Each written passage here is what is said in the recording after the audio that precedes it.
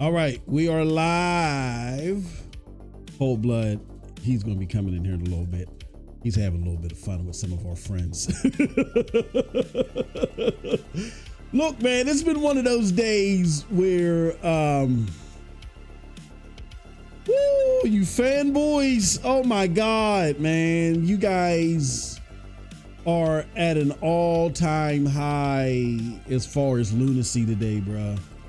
It's like crazy watching you guys just make excuses for stuff that is not excusable or trying to rewrite history, man. It's crazy, bro. What's up, everybody? This is NRO podcast episode 82, where we talk about the Xbox Series and Gamepass Stalker 2 releases. We're going to be talking about the PlayStation 5 Portal being cloud enabled, and then we're going to go over the Golden Joystick Awards. We have a new format where we take the first 30 minutes and we make it, what do you call that? Why am I having these brain farts all of a sudden? I think it's because my power went out. I was scrambling like a crazy person trying to keep my wife occupied without allowing her to spend up all of our damn money. Let me change this. Let me see. Oh, there he goes. I didn't want to. I knew you would eventually come in, but I saw you fucking with them in the DMs. So I was like, let him have his fun. Man, nah, I'm done with them both, bro. Fuck that. What's up, everyone? What's up, man? Bro, like, no, really, fuck them. I was waiting for you to come in and say this because you can vouch for this. Like, you know, me and you will go back and forth because we're fucking with each other and it's fun and it's entertaining. Like, you know, like the couple of times that you got me, like the one time we were talking about, what was that? Division, and I flipped it on I flipped the table on, I flipped the car on myself and shit like that. And we was going on forever. And then me and you were arguing. I think we did this offline. We were talking about Assassin's Creed and I had got the numbers wrong on the pre-order or something like that. Like we do shit like that all the time. It's fun when we're joking and we're not like dead ass serious about a serious fact. But bro, there's people out here that want to rewrite history, and it's sickening the way they want. Like, I was able to do it in preparation, but I had to throw somebody else in here.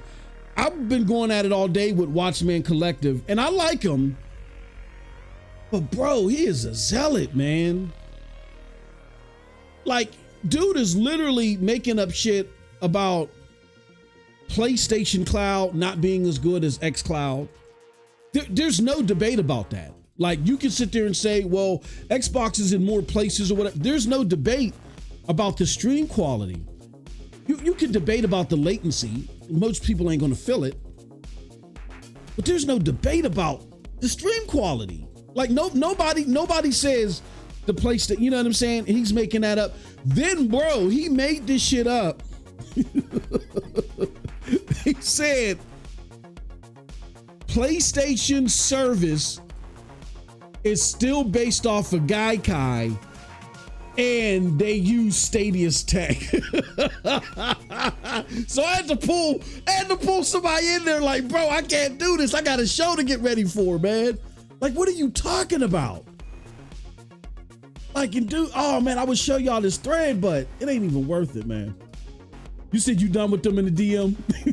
They go full, I haven't seen it. They go full crazy. They can talk to the fucking void now, bro. I swear. Oh my God, bro. It's look, crazy. Look, I am the last person you can tell that Helldivers 2 is god awful and everyone abandoned it. Yeah. I'm the last person you can do that to. Why? Because I said from the start, I don't like live service games. But even I took a whole month to play this game exclusively. Yeah. Yeah. Just to platinum it, yeah? Yeah. And see all the damn content. I ain't doing that for most games. So they need to stop to talk to me about shit like that, bro. And look, here's the thing, man, about Helldivers. And I was listening to a content creator talk about this last night while I was at work. A lot of people, a lot of people played Helldivers, right? And it's easy to say that a lot of people abandoned Helldivers because it was the craze for the moment and they were no longer feeling it and they moved on to other stuff, right? But even though a lot of people abandoned it, it had so many people that there's still a shit ton of people playing it. You know what I mean? And I don't think people realize that. So you had people say, oh no, Helldivers 2 was trash, it was abandoned or whatever. And then we're going back and forth in our DM. But when you look at the Golden Joystick Awards, that shuts that all down. That's gamers. So gamers said, no, like we get it that a lot of you guys abandoned it, but it's still a lot of us are still here. Like in Helldivers 2, which is, you can get mad at Jeff Keighley all you want. Boss, wait. I do agree that it should not be called a console game of the year because it is a multi-plat. Yeah. It robbed some other real console game from getting that award. Absolutely. Because it's not fucking fair that PC dudes, Xbox dudes, PlayStation dudes all gonna vote for that, bro, and leave Final Fantasy and everybody else. Yeah, I get what you're saying. Yeah. I mean, they should have an exclusive award though, like exclusive console award. Like I don't know. Maybe they can make more categories. We can talk about it actually because I think best role-play game. Where the fuck is that? Yeah. Like there's so many awards missing in this. Oh no, I think they did have a best role-playing. I think they did. No. Profile. Let me go look. I didn't see a winner for that. Because I was watching, and I had caught it like in the middle. There was one particular category that they were showing all these games, and I'm like, what the fuck are these games? And Final Fantasy 7 had one. Oh, no. You're right. I'm sorry. You're right. It was best storytelling. You're right. I just assumed it was RPG until I later found out it was best storytelling. Best simulation is not in there.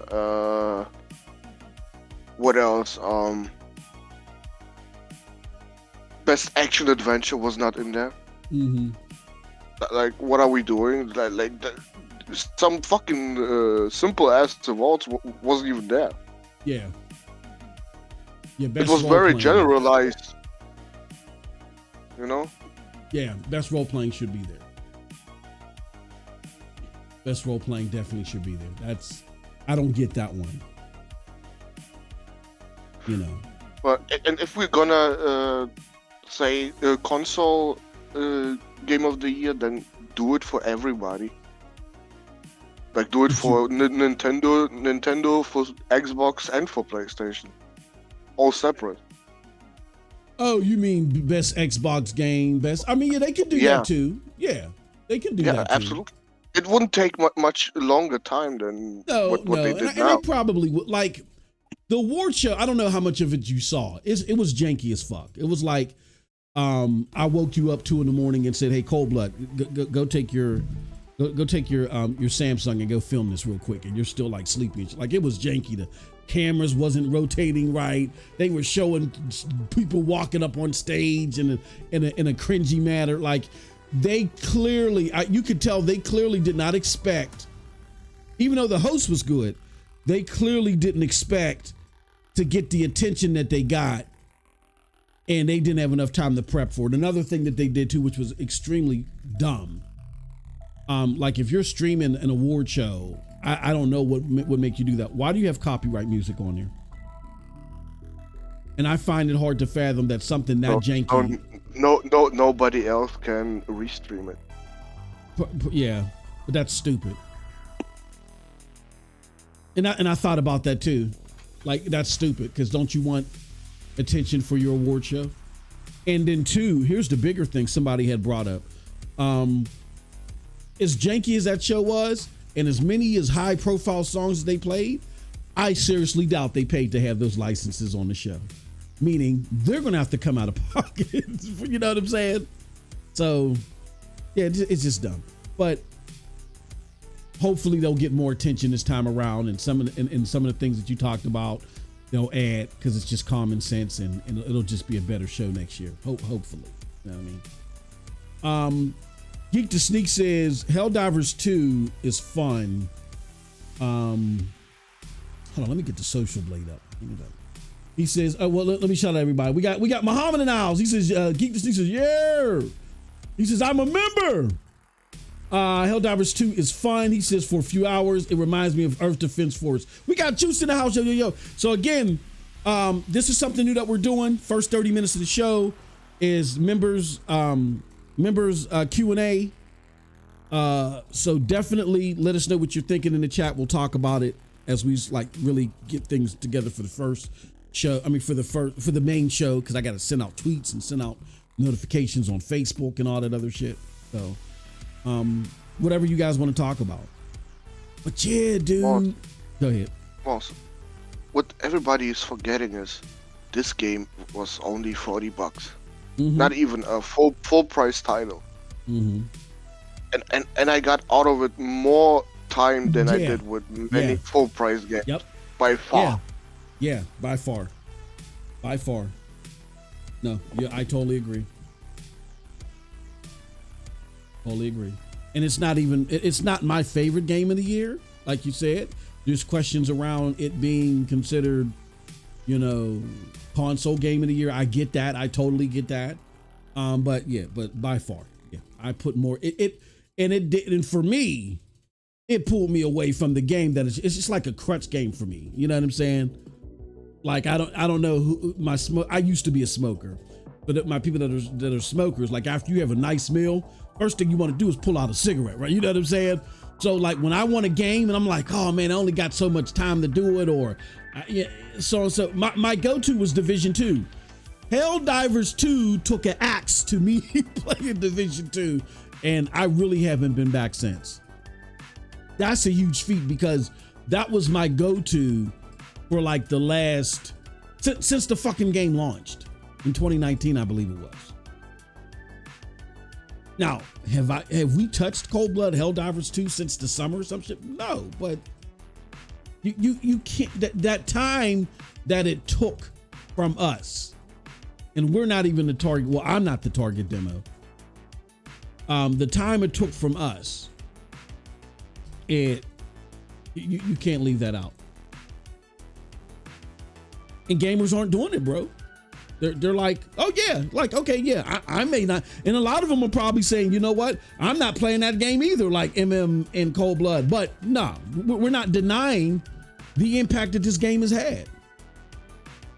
Because bro, normally, even with NPD, unless it's like Madden or FIFA, when Call of Duty launches, especially to these big numbers that they supposedly add with PlayStation and stuff like that, when Call of Duty launches, it wipes out everything the month that it launches. It immediately becomes the year-to-date #1 game, except for like against a Madden or something like that, or FIFA. Call of Duty launched, and it hasn't beat FIFA, which we understand, and it hasn't beat Helldivers 2.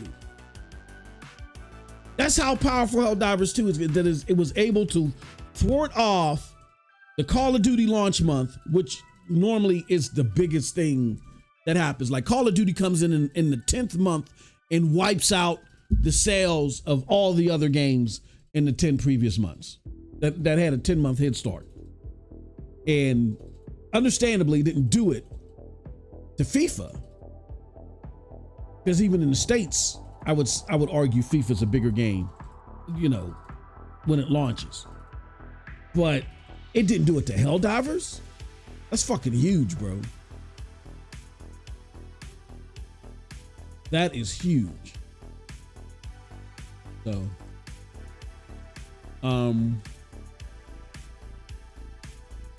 who else we got here? I don't know. If y'all got questions or comments, man, let us know in the comment section below. Juice, what's going on, brother? What you been up to, man? What you playing, my man? What's going on? Trying to get everything set up and ready and rolling. We got a good show, and I'm gonna be peppering. Ain't gonna be no MM2K super monologues. I got 1,000 questions to ask you today, brother. So get ready. What would that be? It's about Xbox, bro. You could probably ease up, but we're starting off with Xbox because my big question. Well, we can start off a little bit here because there's a lot to it. Okay. Me and you were even talking behind the scenes, like Stalker 2. Like, what the fuck? Like, I get that people on PC are giving it a go, right? You know what I'm saying? Because there's some diehard Stalker fans. I know that. I know that. My brother is one of them. You know what I'm saying? But that's not helping Xbox, right? So you have Stalker that isn't doing what it needs to do for Xbox because of how poorly it's launching on the console, particularly. And you know, you're not really seeing much impact on Game Pass. You're just seeing people that are diehard Stalker fans get it on Steam as they would, regardless if Xbox was involved or not. Then you have Avowed, where, you know, some people are saying, you know, oh, I mean, it's cool. It's not, you know, it's not like Outer Worlds, but it's cool.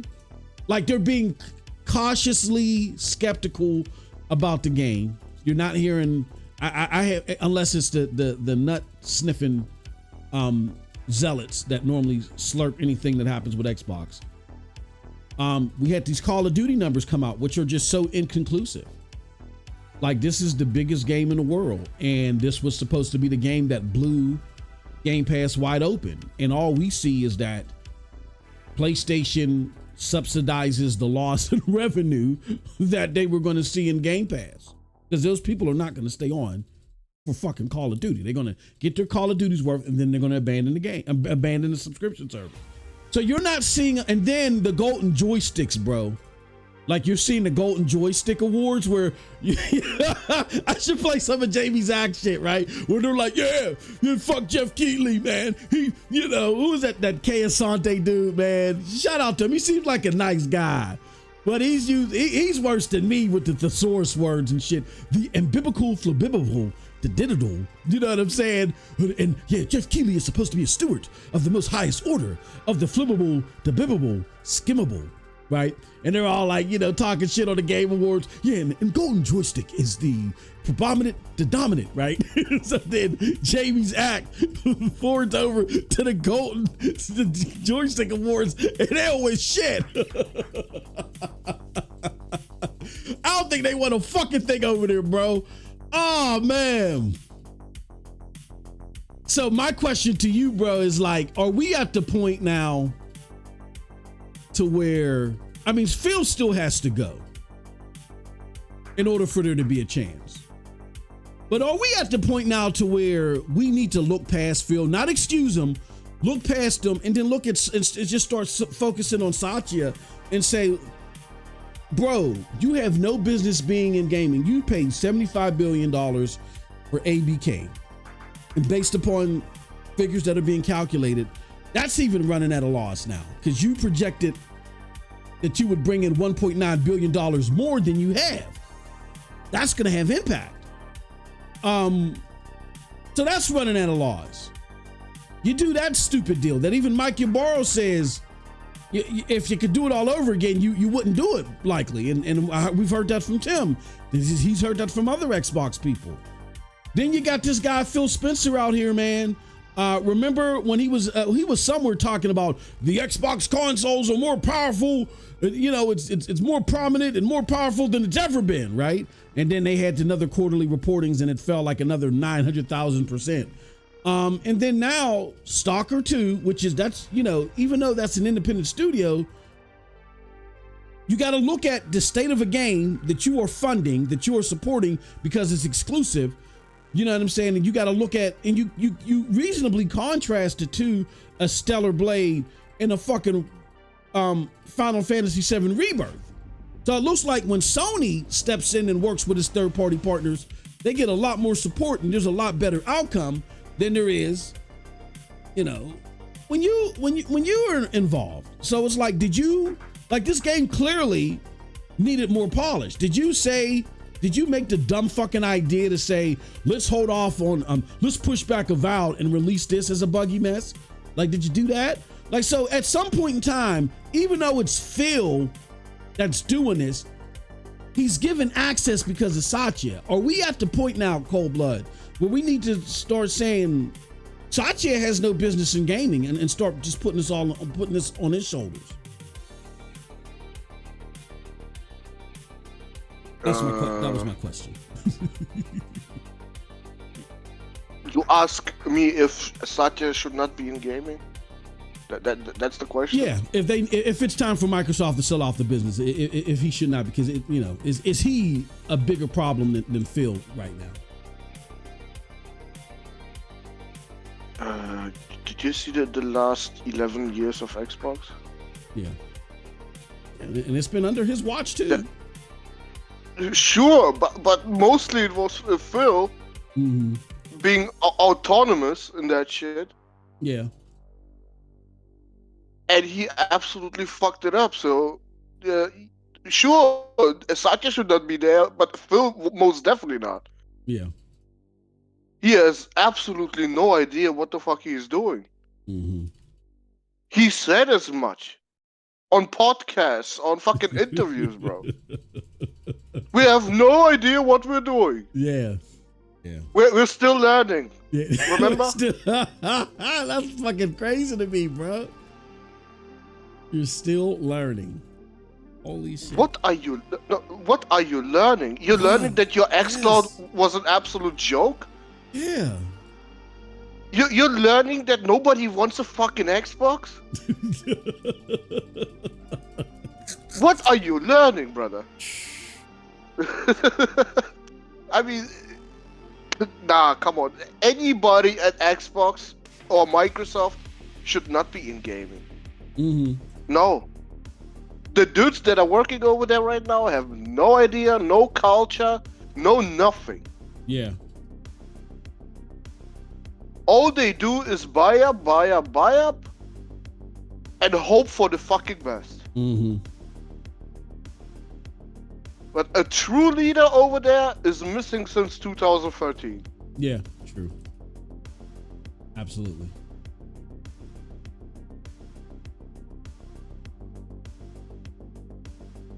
I agree, man. Like, I'm just looking at it like this. Like, okay, Phil sucks, man. We know that. There's no denying it. But it would be kind of like me if me and you were neighbors, right? And, you know, say I had a pit bull, a very poorly trained pit bull. Motherfucker kept running and knocking over your garbage and shit when you go put it out, eating up your floor mats or shit like that, right? And so, yeah, the dog is the problem. But who is making it possible for this dog to even be a nuisance to you?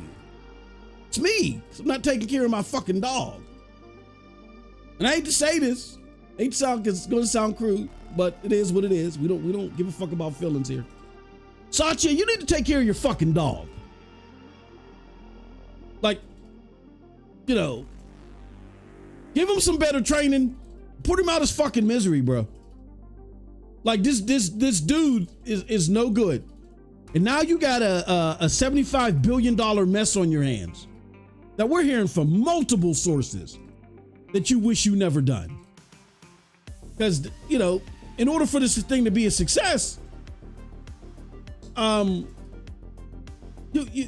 he has to be, you know, you have to have competent leadership in gaming, and you don't have it with this dude.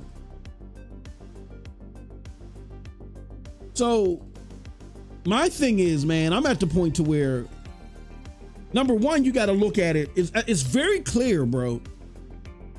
Everything Microsoft has touched. Now, we can go all the way back to Bethesda. Now, Bethesda was on a decline. Now, I know you don't like Deathloop. I know that you don't like Deathloop, but at the very least, Deathloop had got good reception after Fallout, right? I know the Youngblood didn't get good reception and all other stuff, but at least Deathloop was getting good reception. Like, so they weren't completely out of the game. Ghostwire Tokyo wasn't considered horrible, right?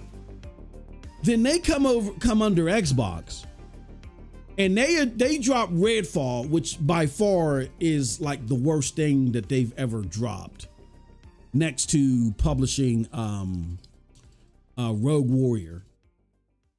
And then they dropped Starfield, which has to be the biggest commercial disappointment for them today. Probably even bigger than Halo Infinite. So it's clear, and I'm going to say that Phil's last fight, like the nail in the coffin for Phil, is if if Avowed come out, which is a game that you're looking forward to. If Avowed comes out, and that's mediocre, you know what I'm saying, across the board, then Satya, you have your answer. And so what are you going to do next, bro? Like, after 3 months of my dog terrorizing you, you're garbage, you're afraid to come outside and shit, motherfucker might have a touch of the rabies. Like, now the onus is on me. Like, what are you going to do, MM? What are you gonna do about this fucking dog, man? That's just the way I'm looking at it. Like, I mean, what do you think? I mean, are you having high hopes still? Because Obsidian is, they have been trustworthy. Do you have high hopes still of Avowed, or where you at with it?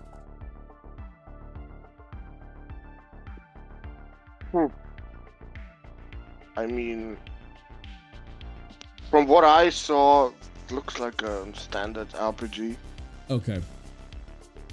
I mean, it doesn't look like the fucking next Witcher or something like that. Mm-hmm. No, I'm definitely giving it a try. Yeah. Like those previews that say the performance is bad, well, we're gonna see when it launches. If it's still that, and if it's that way, yeah, sure. I'm not playing that dog shit then, because the fuck is 35 FPS on PC, bro. Are you serious? Get that shit out of my face. Yeah, it goes. What? What's 35%? I mean, I'm sorry. What's 35 FPS on PC? Avowed. Oh. With a 3080 Ti. Oh, you're. Which, I'm sorry, but I mean, it's not the newest card, but fuck, a 3080 Ti should at least get you 60 FPS easily. Yeah. When the game looks like this, bro. Yeah. Come on. Yeah, it looks like, what's that Disney Snow White game or something, Disneyland game that just came out? It looks like that. Get the fuck out of here, bro. I wish that thing would be have optimization problems like Dragon's Dogma. Man, get that shit out of here. And they say it's not even full open world, bro. Yeah, and Xbox dudes that thing, they're gonna get a 60 FPS mode. Y'all gonna wait a while. A while. If this is the fucking performance on PC at launch, yeah, it ain't happening probably at all. All right, we're going to close out some of the 30-minute time period and get into the show in a little bit. Let me just read these final comments. We got Juice who says, what Xbox fans don't understand is that Xbox has to give Sony 30% of that 82%. Yeah, see, so I hear a lot of people say, well, PlayStation now has to give X amount of money to Xbox. So Xbox is going to kill it. No, this is what you don't understand. Y'all keep forgetting. Xbox just paid $75 billion for these motherfuckers. For the next, on average, Blizzard brings in $7 to $8 billion a year. And they're already $2 billion under their estimates. So they're not even bringing in either what was estimated by Xbox or what they typically bring in. So feasibly for the next 9 to 10 years, this is not about ABK giving Microsoft any leverage at all to do anything. It's about getting the money back for the next 10 years. That's what it's all about. Y'all keep forgetting there's a debt behind this, man. There's a serious fucking debt behind this that it's going to take them 9 to 10 years to recoup on, unless ABK comes out with some crazy IP that quadruples earnings or some shit like that and shortens that time. But until that $79 billion or $75 billion debt is made, there is no leverage. Their games belong to the streets. I don't know what the fuck y'all talking about. If anything, Sony has a very successful game that sold more on its console than the last iteration. For them to invest nothing into this, they're getting a shit ton of money.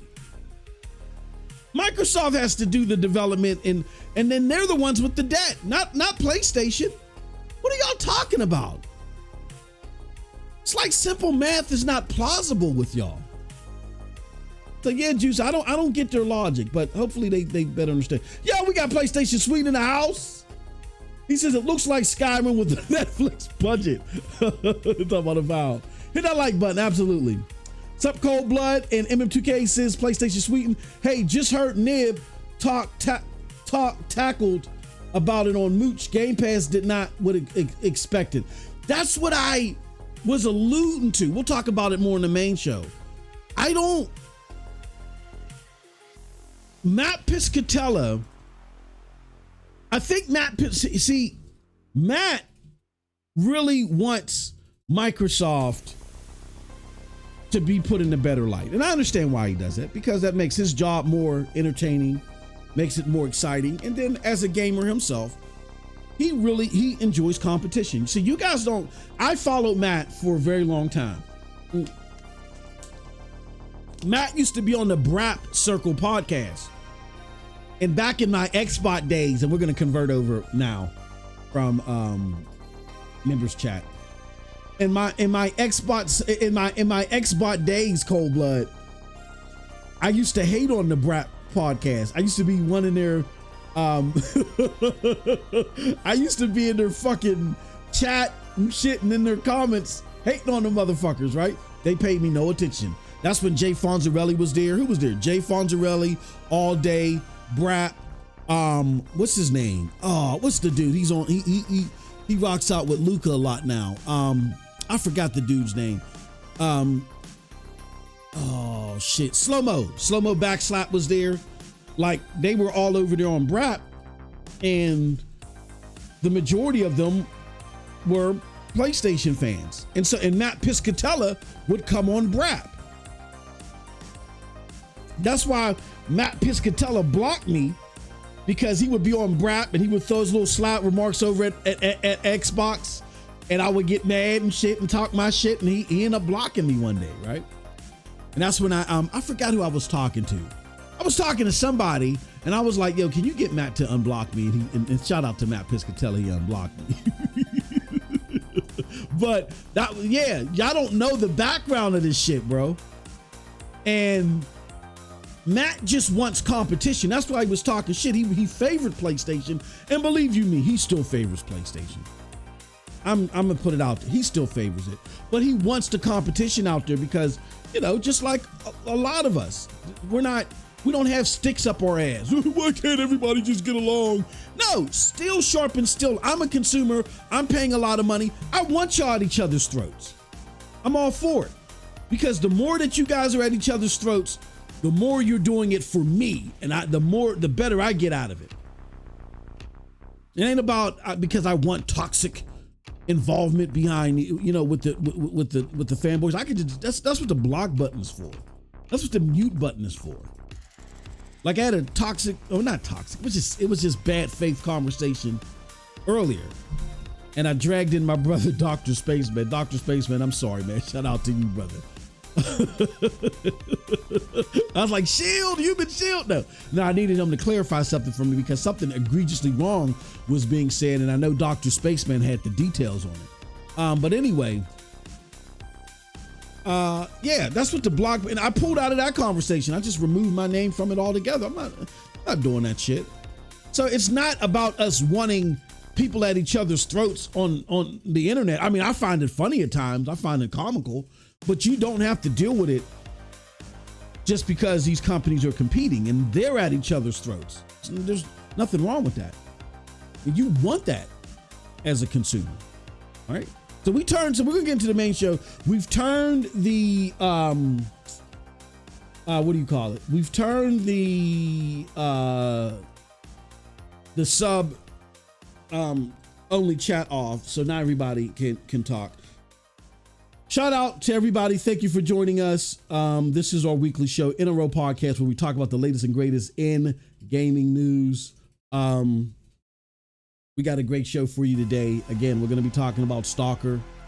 We're going to be talking about Avowed. We're going to be talking about PlayStation. PlayStation opening cloud gaming on the portal. And all this stuff that we're talking about, my brother, he has great experience with, right? You know what I'm saying? So he had some experience with Stalker 2. Stalker 2 came out. It is doing lukewarm. Matter of fact, let's as far as reception is concerned, let's check that out. Let's look at Metacritic, Cold Blood, before I start peppering you with questions. Lukewarm? Wait. Yeah, maybe the reception was lukewarm, but fucking hell, it did sell. Don't take it away from the game. Yeah.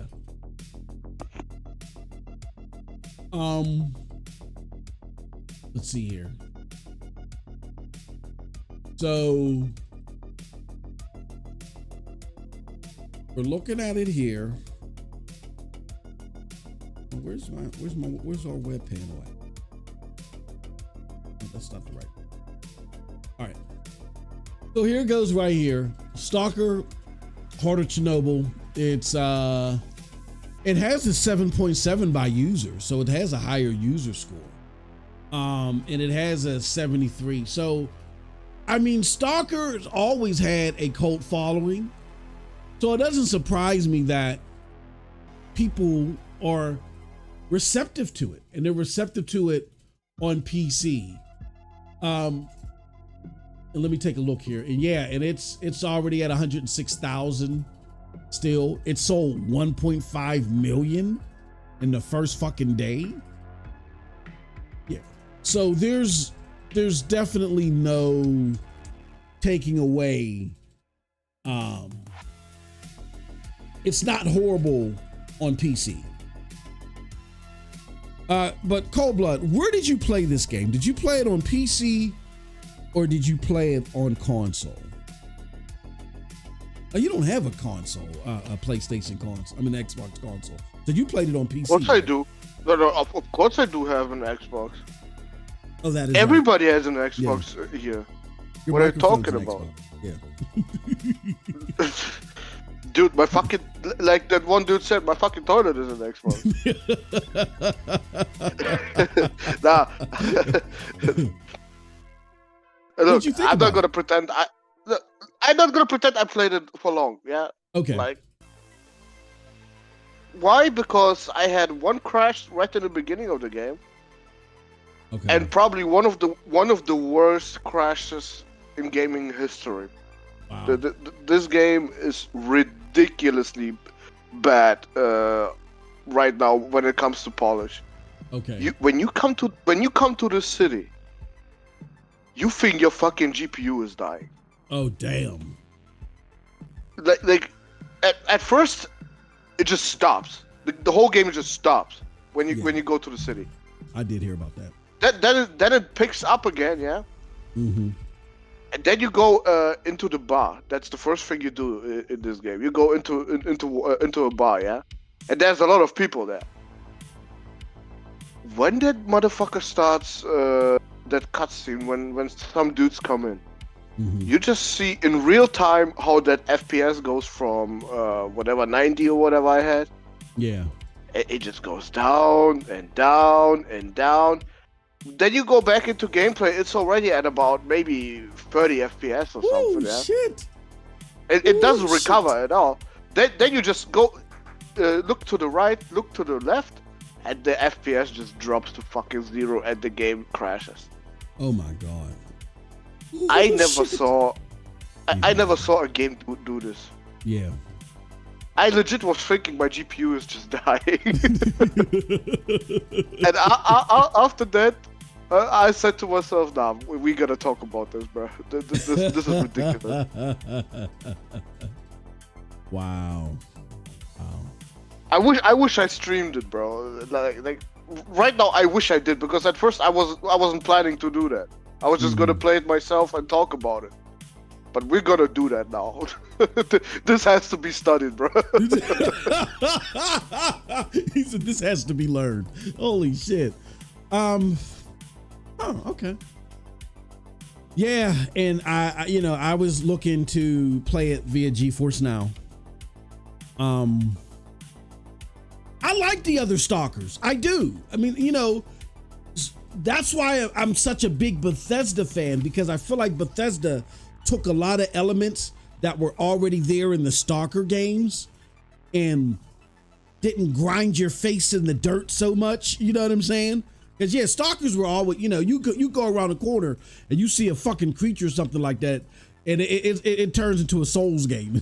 You know what I'm saying? Like, this is not run or gun. Stalker is more, it's like thriller, horror with a touch of action and exploration type shit. And I like where Bethesda's Fallout 3 took that element but squeezed some of the pain out of it and made it more actiony and about exploration. So I like the Stalker games, but I'm a performance hog. Like I'm not playing a game that drops to 30.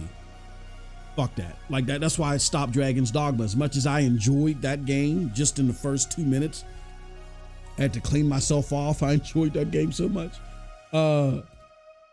I stopped playing it because of the performance. Like, nah, fuck that, bro. I might just wait until it comes to PlayStation. And especially if it gets to PlayStation, I'm at that point now. Like the PlayStation 5 Pro is converting me day by day to where I'm sitting there saying, you know what, I might just wait for it to come to PlayStation. I'm going to test it out on GeForce Now, and I'll give you guys footage. But yeah, if I'm getting that shit, I'll just wait for it to come to the PlayStation 5 Pro. We ain't going to play them games. So. Okay, yeah, there's no denying Stalker sold 1.5 million. Let me see if I can find that.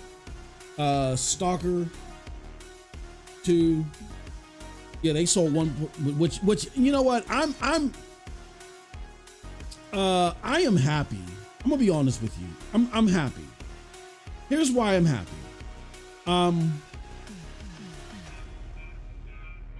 I don't think the game is in the buggy mess that it's in because of them. I really feel like their hands were forced. I really think that Xbox said, you know what? Oh, bro, two great minds think alike, huh? That's exactly what I was gonna say. They were absolutely forced to release this. Yeah. Yep. Especially now with the shit that's going on in Ukraine. Yep. Which is also a great shame. They abandoned their true fans, actually, and didn't put the real voice of Stalker, the Russian voice, in it. But okay, I get it. Yeah. They want to play politics. I get it. Fine. Yeah. Oh yeah, yeah. I ain't gonna take it away from them as a point. Mm-hmm. But goddamn, that it's a great shame to all Russian Stalker fans. Mm-hmm. Yeah. I mean, I just think that they were forced, and I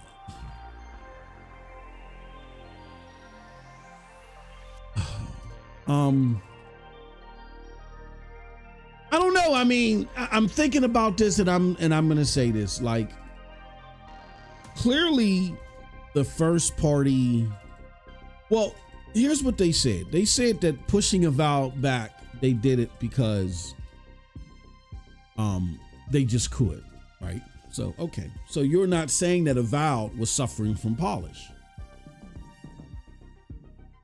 And I would doubt that Avowed is suffering from the amount of polish that Stalker 2 was suffering from. So, yeah, I think you put Avowed out there, and I get to where you're going to look out for your own more and try to put them in a better light. But Xbox has to understand that outside of maybe this Obsidian group,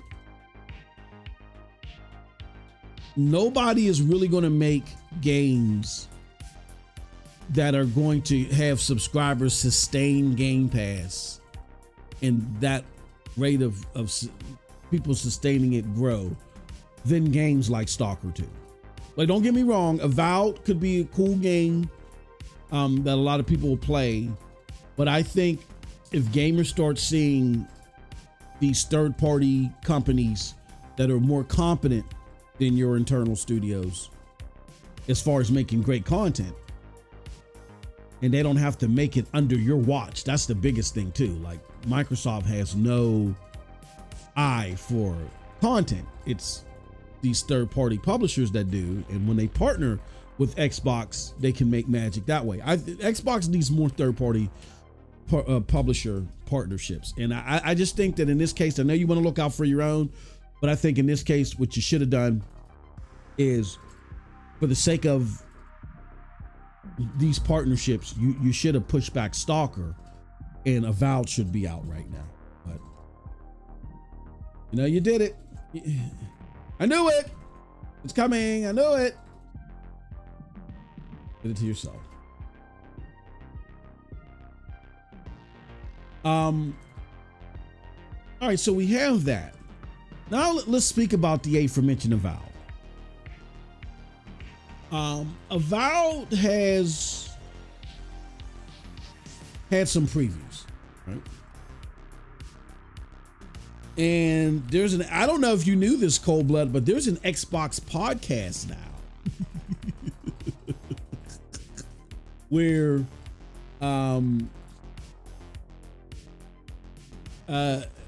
they did an all, you know, they did an all access look at Avowed and talked to the studio head and all that stuff, right? And some people are coming away impressed, others are not. So I want to, let me see, was this Eurogamer? About Euro. So here's what Eurogamer had to say about Avowed. Put this up here. Eurogamer says Obsidian's latest fantasy RPG Avowed does a lot of things that I like. That said, nothing I saw stood out as wildly original.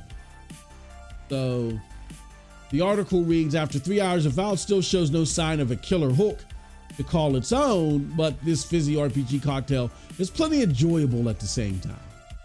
Avowed is bizarrely elusive project. Obsidian's latest fantasy RPG was initially suspected to be its equivalent to Skyrim. Right? Remember that? Remember when they were talking shit when before they were talking shit on Bethesda, I think before Microsoft bought them or some shit like that. It takes place in the same universe as Pillars of Eternity games. Oh, I didn't know that. But its glossy, modern package seemingly runs counter to the heritage of that series. Unlike Obsidian's other games, such as the diminutive survival game Grounded or the medieval murder mystery Pentiment. It's no clear defining quality beyond its genre and who is making it. So, I mean, people are okay with it. They say it's enjoyable.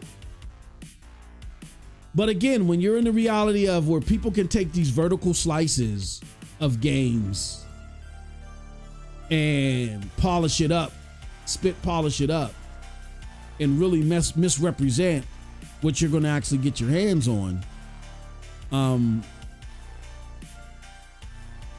I think that's why you kind of see a lot of the skepticism in the Eurogame article. I know you talked about it, Cold Blood, and you're like, hey, it just doesn't look like it's a special game. But how important is Obsidian's?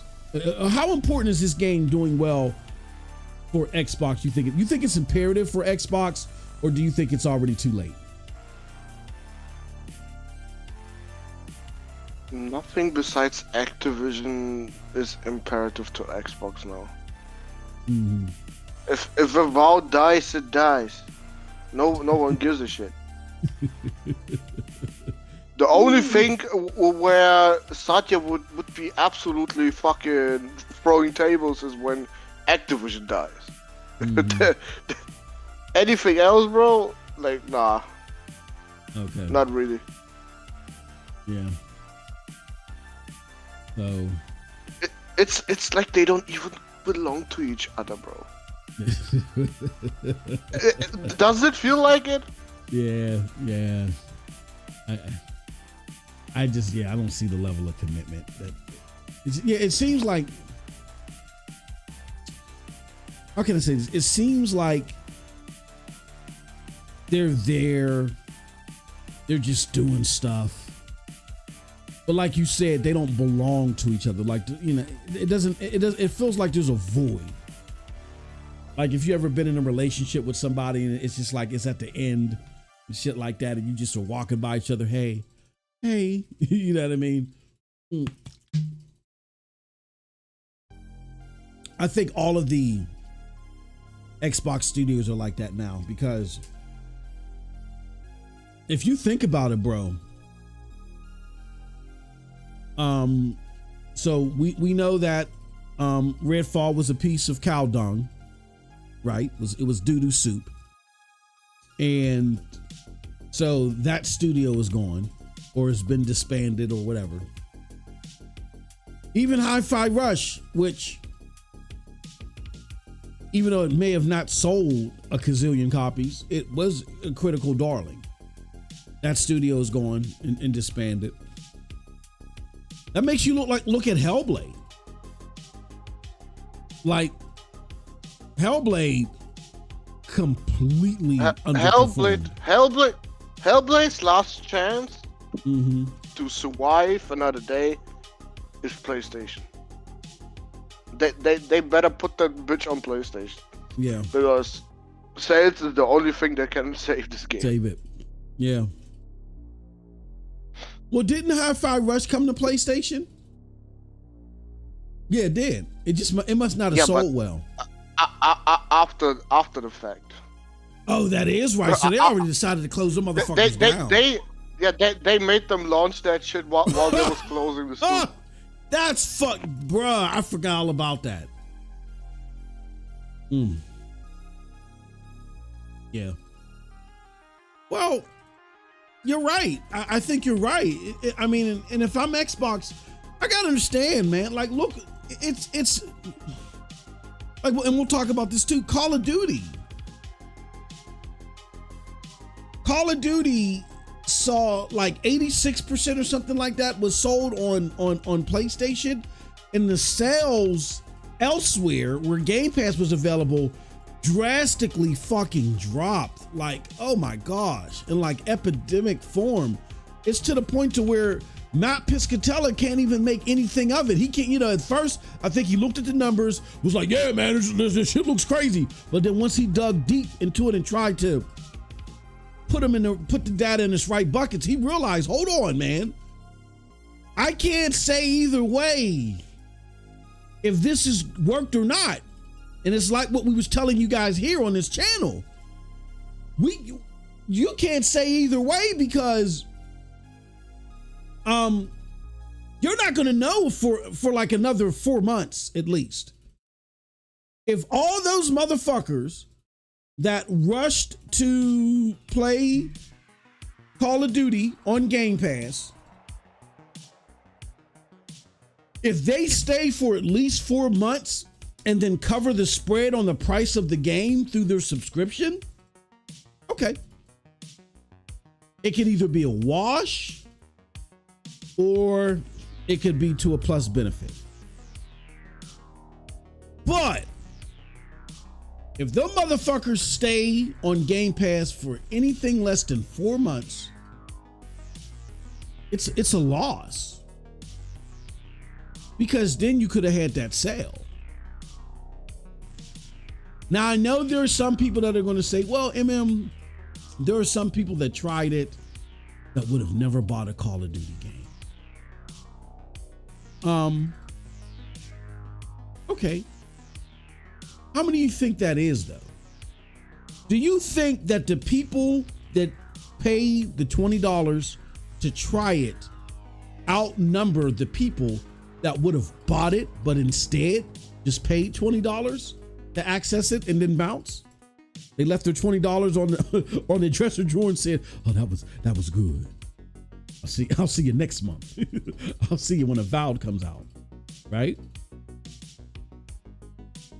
I don't think so. And Matt can't even make that determination.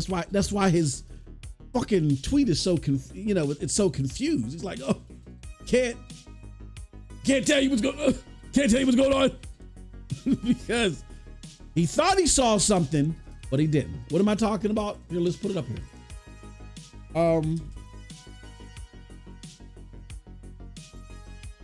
So shout out to Jay Barry. He said, "What has Game Pass done to Call of Duty?" Matt Piscatella explains it shifted share of full game sales to PlayStation. Call of Duty Black Ops 6 to Game Pass did a few things in the US. It resulted in a subscription spending boost. Shifted share of full game sales to PlayStation did not appear to result in massive cannibalization of sales and did not appear to provide a significant boost to Xbox Series hardware. So all the open questions regarding impact of subscriptions are still pretty open, in my opinion. And whatever one believes currently, well, not sure this big of test is changing anyone's mind either way yet.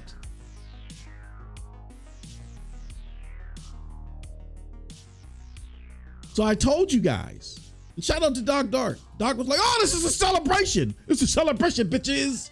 Remember all that shit he was doing? Head on his rhinestone Xbox onesie. You know what I'm saying? Holding his Xbox freezer or Xbox beer holder or whatever. And I told y'all, I said, y'all are celebrating too early. This information isn't conclusive enough. You remember when I told you guys that? This is why. You got to crunch the numbers. The numbers don't show. We're not going to know until Matt Piscatella can look at that bump in Game Pass subscriptions and see how much of it is sustained. You're not going to know for 4 or 5 months. If it drops sharply next month, it's a loss. If it drops 2 months from now, it's a loss. If it drops 3 months from now, it's a loss. If it drops 4 months from now, it's a wash. Meaning it's neither a loss or a gain. It's a wash. And they can sit there and say, okay, well, because it's a wash, it's a plus benefit because of PlayStation sales went up. If it's anything, if these people are sustained any time period over 4 months, then it's 5 months or more, it's definitely a plus benefit. We got to see the numbers. And we're still a few months out at the long, at least a few. Well, no, I won't say at least, but we're like 4 months out at the longest. If we see a sharp decline starting this month or next month, then yeah, you can forget it. It was a loss. And I'm sorry. If that's the case, then you're going to see Phil's going to be on the hot seat, in my opinion. So to that question that I asked Cold Blood, like, you know, is Satya now going to be, is the focus going to be on him? I, in my opinion, I definitely think it would be. I said, if I'm Amy, Hood, or Satya Nadella, I'm looking at this in one of two ways.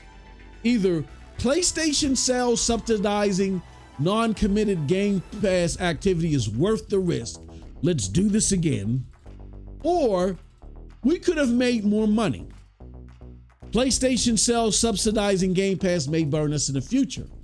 Not worth the risk. I'm guessing the latter. I don't know what you guys think, but what I see from Satya taking the keys, what I see from Amy Hood being highly critical of Phil's approach, I would suggest that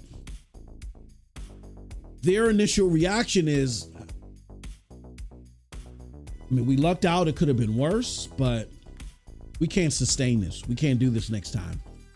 We're about to piss off a bunch of subscribers. We're gonna have to tell them next year's Call of Duty is not gonna be day and date.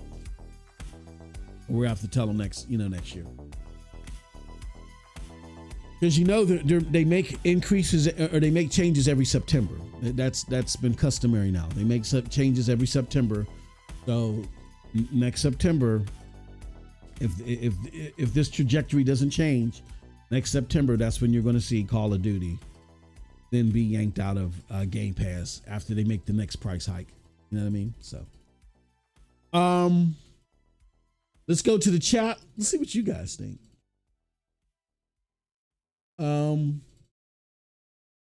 Michael Meridian says those Avowed previews are people playing a 2-hour slice of the game over and over again. This is the same thing as Redfall and Starfield. Be wary of the positive talk about the game. Yeah, I think we've gotten to that point. I think that's why you see Eurogamer saying what they're saying about the game in a very cautious manner, and I would be very cautious too, because the same people that said what they said about Redfall and Starfield again are here saying what they're saying about this. Hold on one second.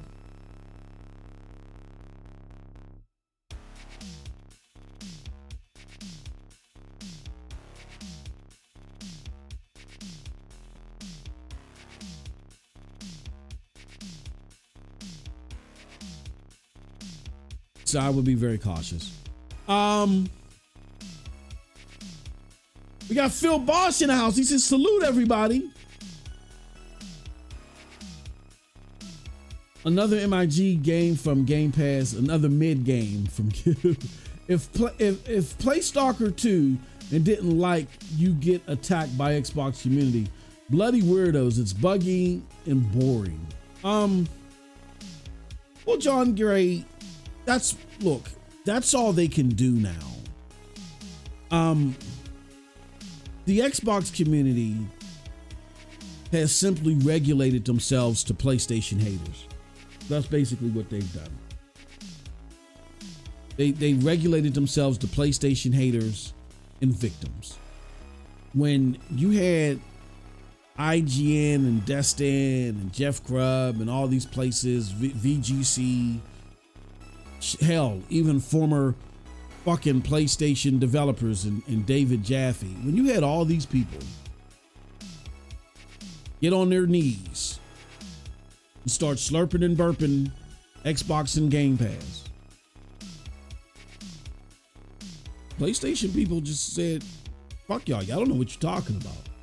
We're gonna keep playing these fucking games. You can keep slurping and burping and you're gonna choke on them pubes, right? And then they're like, choke on the pubes? Hell no.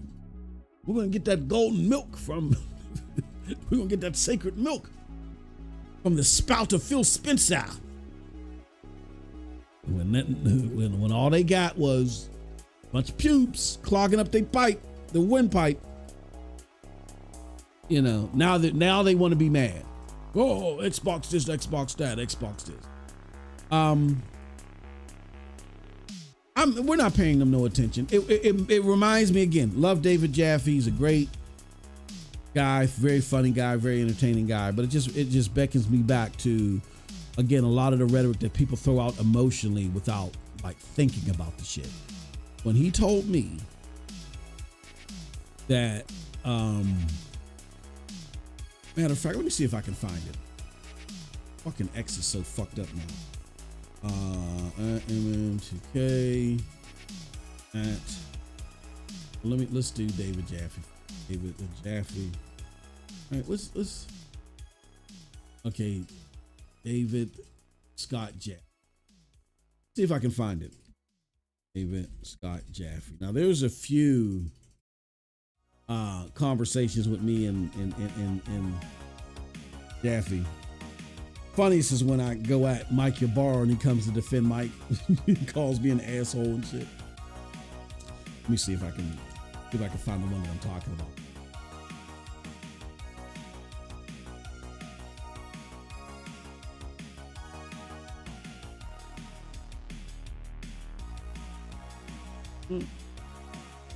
So yeah, god damn, ain't fucked that up.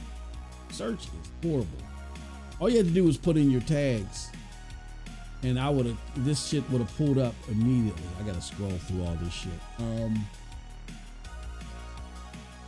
me see. Gamepass. Let me try Gamepass.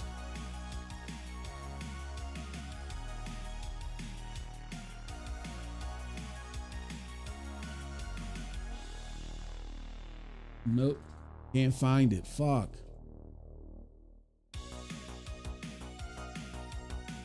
Dude, that sucks, man. Because it was a great back and forth. Maybe Xbox?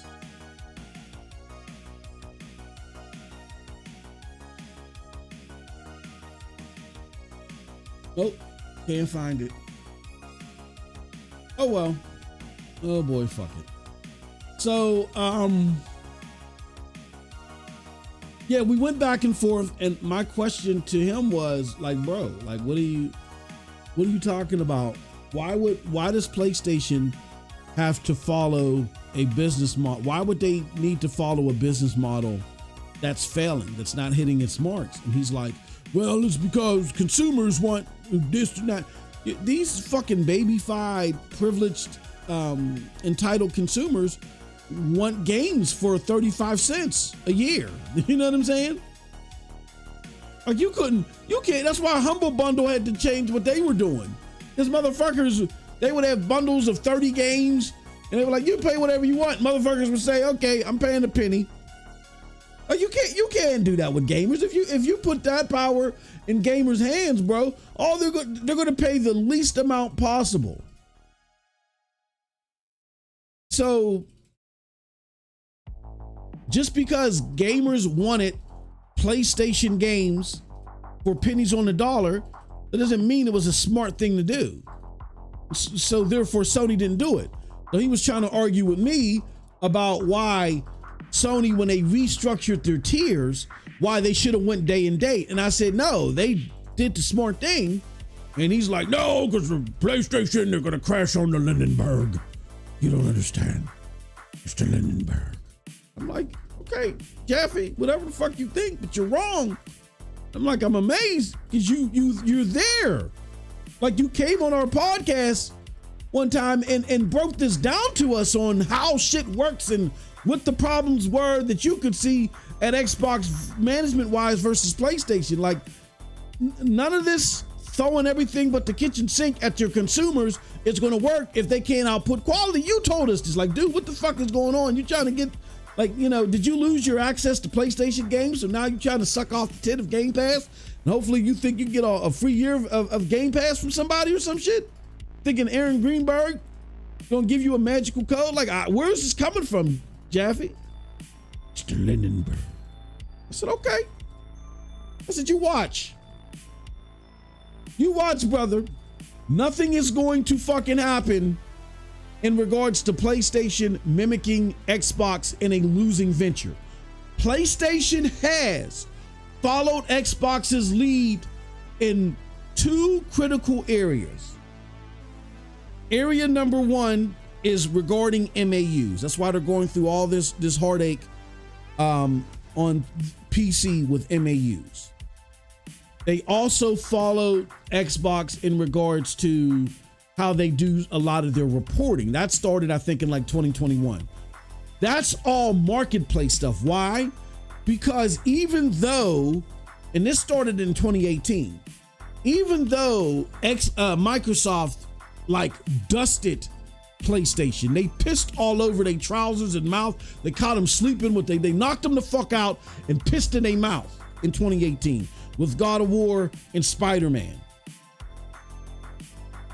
Even though that happened, Microsoft was only behind PlayStation, I think, what, 6 billion or something like that? Where people were expecting them to be behind like 12, 15 billion. So they're like, hold on. How did you do this? And they're like, well, we invested in this and we maximized on that and we own a part of this and Minecraft and, you know, we really did good with Fortnite and all this. Like, and so the market started paying a little bit more attention to Xbox because Xbox prior was only known to be in the fucking red. And here they pulled out of the red officially, like, you know, all time. And they were a lot closer to PlayStation than any of us fucking believed. So the market started paying attention to them. Sony then had a less than desired 2019, but we got 550 sack. Holy shit. Shout out to the brother PlayStation Sweet, and thank you, my good friend, with the 50 sack. He said, MM2K and Cold Blood, I want to know what is the game of the year 2024. For me, I voted Astrobot. Yeah, I got to vote too. And Cold Blood, I'll let you start first. What's your game of the year for 2024? I know you said it 1,000 times, but yeah, it's Final Fantasy, brother. Like, yeah, the Astrobot is definitely a family game of the year. It's also probably adventure game of the year. But I just can't give something that has no real story or anything to game of the year. I'm sorry, that's just not me, bro. Yeah, I could dig it. You guys know my favorite game. And I gotta add, and this is where you said we had to talk about it. I didn't forget about your comment on my members video, but I love Stellar Blade, dude. I love it. Like, I did a members video a couple days ago where I'm just basically just running around the town trying to do errands and do the shit off the board. And Copeland had put in the comments, he said, I don't know how you do it. You gotta explain it to me. I ain't know what he was talking about. Like, when you talk about me bullshitting in the game and doing it for a whole hour. Oh yeah, I can do that, bro.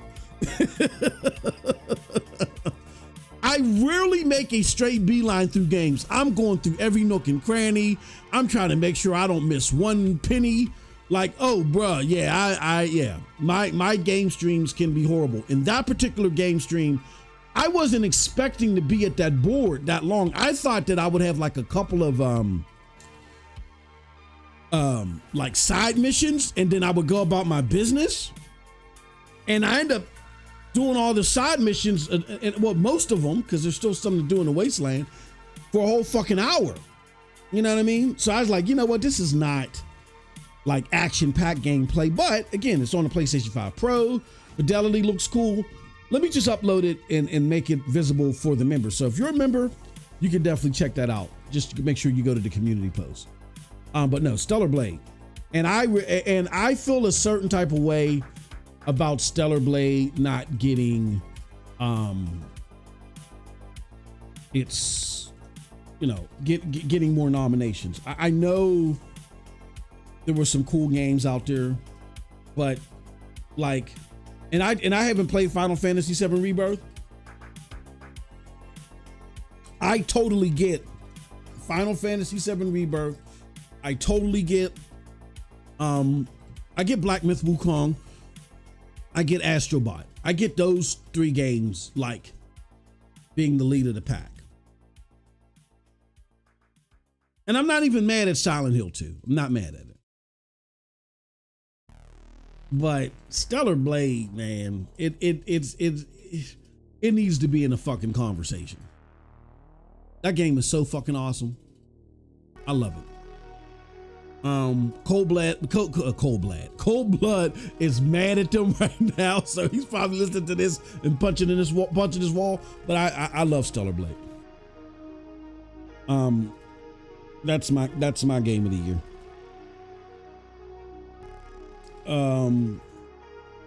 Let's see what else here. Oh, we got Chariot Man in the house. He says, Ryan, that's good luck. Ryan says, yeah, I saw the news earlier. Hold on, what was that? He says, congratulations. Yeah, for selling 1 million copies on Steam. Yeah, they're killing it on Steam. That Stalker has a very, very, what do you call it? It has a very, very loyal fan base on Steam.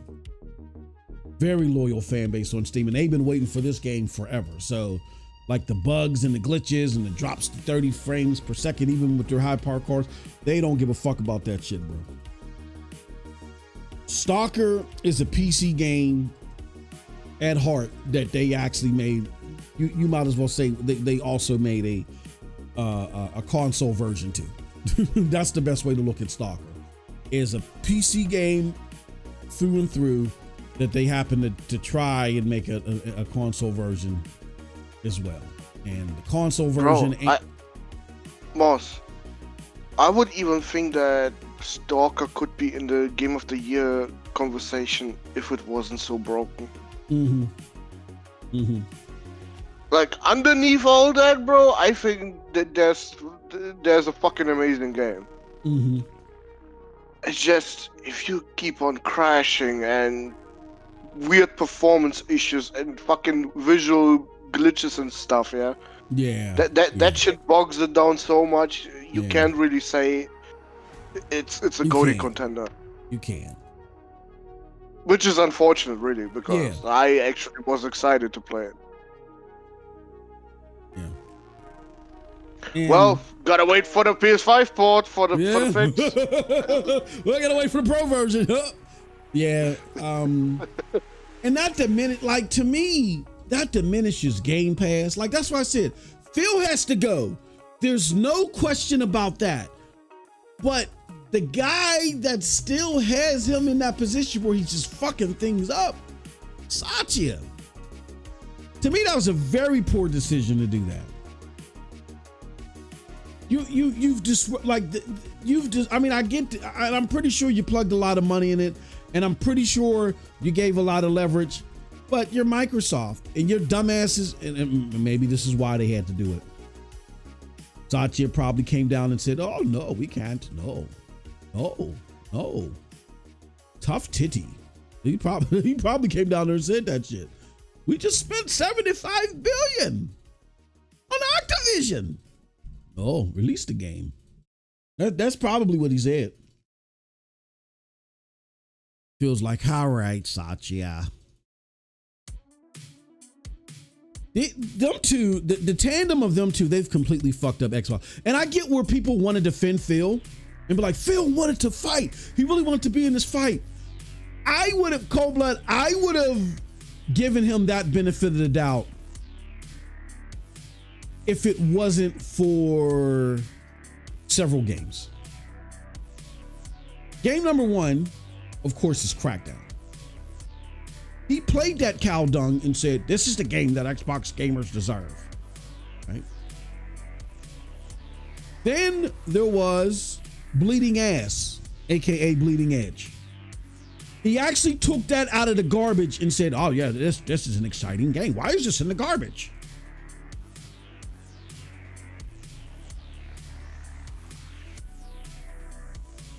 And then Redfall.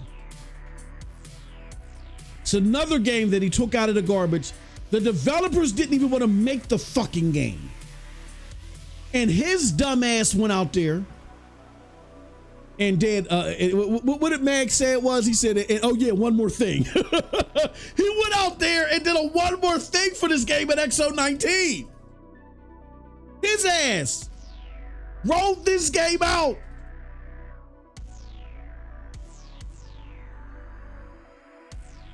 Bro, Even if he wanted to be competitive, he doesn't know how. Then we got the endless other examples around it where games that he's managed with competent teams have not fared well. You know, you look at Starfield being the big disappointment that it was. That doesn't happen under PlayStation or Nintendo's leadership. I think fucking Nintendo can do a better job managing Starfield into being a better game. Forza, Halo Infinite, Hellblade.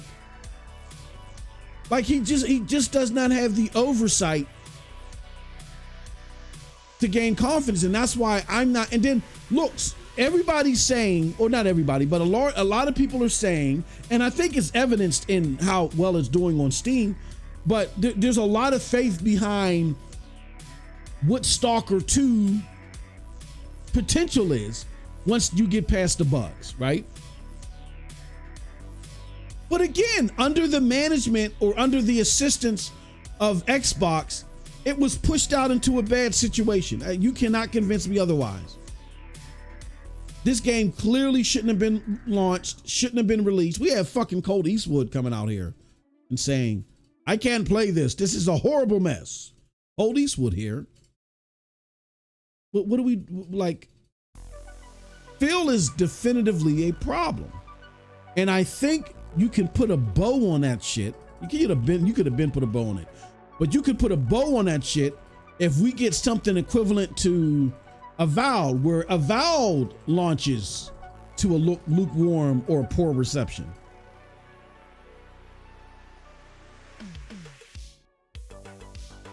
Or if it's undermined by technical issues. Because no other platform holder / studio is as egregious and is as bad as Xbox, with exception to EA and Ubisoft. That's not pleasant company to keep. And then we got Ubisoft.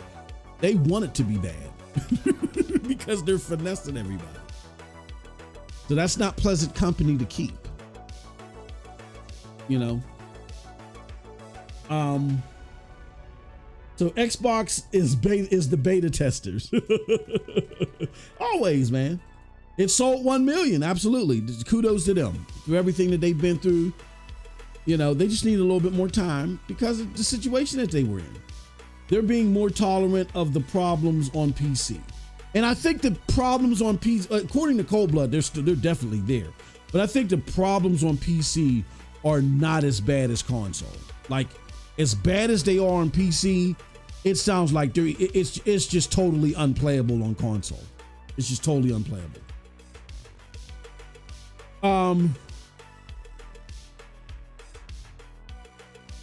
I like the Joystick Awards right now. I think, you know, I would say that the Joystick Awards is 80% there, where the Game Awards are like 50% there. Because the Game Awards, this is what I think. Well, we'll talk about that. But yeah, the Golden Joystick Awards, I think they're there. They need better production, and they need to revamp some of their categories. Cold Blood and I talked about it in the prep period of the podcast, so definitely check that out. First 30 minutes. Geek says, I sold my Xbox Series X like 2 or 3 months ago, but I did just get Game Pass Ultimate for 3 months when I purchased my Lenovo Legion Go. I'll be playing on the Xbox platform sometime soon. Yeah, like I have Game Pass, bro. That's something I'm gonna do Stalker too. I think Game Pass can make an argument to be in someone's portfolio, but unfortunately it's not a strong argument. Like they gotta add better care to the shit that comes in there. I said there's a game called Shinobi Light. It's available on PlayStation right now. It's like Stalker mixed with Fallout. I kind of seen that. I got to definitely check that out. I definitely got to check that out, Chris. All right. So one more thing I want to say about these reviews, and then we can move on, and Cold Blood can chime in if he. Yeah, be very careful on the people that you guys follow here. So I seen something, I started noticing something. And look, I don't have any fucks anymore. Like I had to deal with somebody that I'm cool with online. You know, I like this person, but they clearly were lying and deceiving people just so they can make Xbox look good. It's one thing when you're trying to like just bust someone's balls and you're trying to out argue them just to bust their balls. You know what I mean? That's different. I think we all do that. But when you are trying to put deceitful comments out there just so a company that doesn't give a fuck about you can look good, that's a problem. And that's a problem that you got to self-reflect on. Another problem that we have in this community is that you have people that say things that are not in your best interest, and they're not even things that they believe. They say things because they feel like it opens opportunities for them. What am I talking about? I noticed something. And again, guys can call me crazy. You can call me a boob. You can call me a boob. Out of nowhere, I started seeing Paris go back to his old ways of overpraising Xbox. You know, and making, I mean, he's always done this, but again, there's certain levels that he does this at. I'm like, why is this dude going out of his way to talk shit on, I mean, or not talk shit, but wood buff Xbox, right? Like, it just doesn't make sense. And then I realized this. I realized because I noticed that he sat down with the person from Avowed. And I was like, oh no, this is the wrong podcast. Like, he sat down with the person from Avowed. He's had conversations online where he's like really trying to give them the benefit of the doubt. I'm like, where is this coming from? Then I saw this and I said, watch this. I said, my homie Malik Prince is up there presenting for Xbox for the Xbox podcast. And oh shit. Is Paris sitting there saying to himself, hey, here's my opportunity again. I can do that. Yeah, I'm with the fuck shit today. I'm going there. Because we saw this before when it was like, oh, there's a reason for this and there's a reason for that. And then all of a sudden he ended up on an Xbox couch, right? Doing a presentation. And then when everything fizzled and started to bombard his brand, he had to pull away. And of course they had to pull away too. But it's now like, you can't go back to Paris BC when you were PlayStation Paris, or you can't even gravitate in that vicinity because you've tarnished the brand too much. Now the opportunity could be back, right? Could be back. Like the, XCast ain't flourishing. They kind of cut down on that, what they were doing at the beginning when you first joined. So now here's this. I can do what we're doing. Is that what we're seeing here? Because I get very, and this is just my opinion, I get very strong opportunist vibes from Paris. So when you have someone that told you, look, there's no way that Xbox is moving towards a publisher, no way that they're putting their vital games on PlayStation, calm down. The moment they do that, you guys can bring out your pitchforks. I mean, I'm sort of paraphrasing, but that is what he said. You guys can bring out your pitchforks when they do that. And now that they're doing that, you've criticized it, and you're like, well, it's just, and then I've had time to reflect. All of a sudden, we see you talking to the Avowed people as well. I mean, I'm pretty sure you were invited, but again, I get some serious opportunist vibes. And, you know, so you got to understand there's a difference between being a video game personality, where if you're a video game personality, your job is to just present and you're being optimistic across the board, versus being a video game critic. We are video game critics here. We're not video game personalities.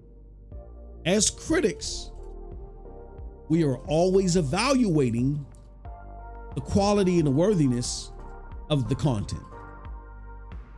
And we speak it how we see it, regardless of anybody's feelings. Take it or squeeze it. But, you know, unfortunately, I think Paris at times doesn't realize that you can't cross the streams there. You're either a personality or you're a critic. You can't be both. Like this Malik Andrews, like he can't be, he can't keep this role and be a critic. He's a personality. And that's where you got to understand, like, if somebody's trying to cross the streams and do both, you got to ask yourself, what is the side that influences them the most?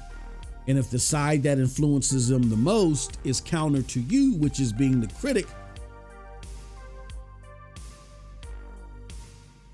then you got to understand why things are being said. And I don't even like, I'm only doing this now because people want to go back and forth with them and say, but dude, you did this, you did that.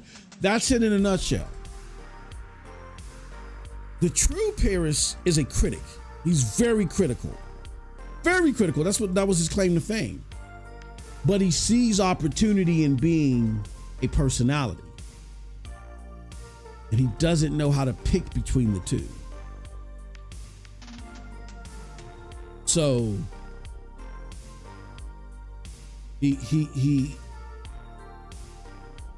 at times will put on the mask of a critic and say, oh, this is no big deal. It's okay. It's all right. When it's really, he's only doing that to wash things over so he can gain opportunities as a personality. And those type of people that are like that, they talk about not burning bridges and shit like that. Here's our mind state. I don't know if you guys watch politics, things like that. Used to be a guy named Tim Russert on a show called Meet the Press. And I love Tim Russert. He's my favorite political reporter of all times. Why? Because Tim Russert didn't give a fuck what your political affiliation was. He basically, he didn't see R next to your name. He didn't see D next to your name. He didn't give a fuck if you felt you were conservative or liberal or progressive, whatever they want to call themselves, right? He said, here's a list of the things that are affecting everyday citizens, and they're all over the place. They're, you can't put an ideologue tag on them. They're, economy, all type, whatever. What are you going to do to resolve these issues? And when people tried to give him political speak and tried to use talking points from either side, he destroyed them. He dismissed. It was to the point to where they hated coming on Meet the Press, but in order for voters and people to take them seriously, they had to come on Meet the Press. And unfortunately, he passed away. He died. But that's the approach I take. I may have my individual preferences, and we never knew if Tim Russert was a Republican or a Democrat. He said, I'll never tell you. And to the day that he died, we never knew what his political affiliation was. We never knew. So regardless of my political affiliation, I mean, not political, my gaming biases, like I love PlayStation, I'm loving my Pro or whatever. Anybody can get it. I am a critic. I am not trying to be a personality. So if in order for me to burn a bridge, I have to be critical and talk about some dog shit that you're doing in gaming and lay it out as it is, and that hurts your feelings, so I can't be a personality that you condone and that can talk about your product, then so be it.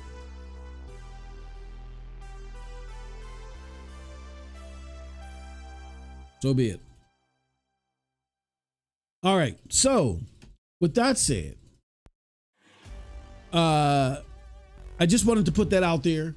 I see a lot of people trying to go back and forth with the good brother, and they say things like, "Oh, well, this dude is this and this dude is that, and why does he contradict himself?" That's why. There's a masquerading as being a critic when they're really trying to be a personality, and the personality tries to be neutral, or the personality tries to service the benefits of whatever entity they want to be the personality for. So if you're like a Major Nelson is a personality.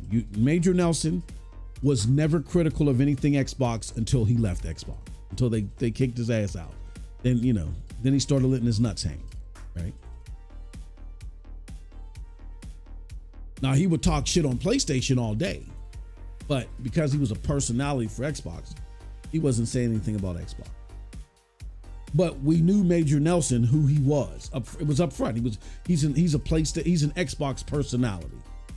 So you gotta understand there's a difference between these personalities versus the critics. Personalities, I think, as a consumer, I mean, as a viewer, simply as a viewer, a personality may meet your needs because they can be entertaining. Ryan Seacrest, Jeff Keighley, whatever. Personality can be entertaining. But as a consumer, if you're watching this content to become better equipped as a consumer, personality can't do nothing for you, man.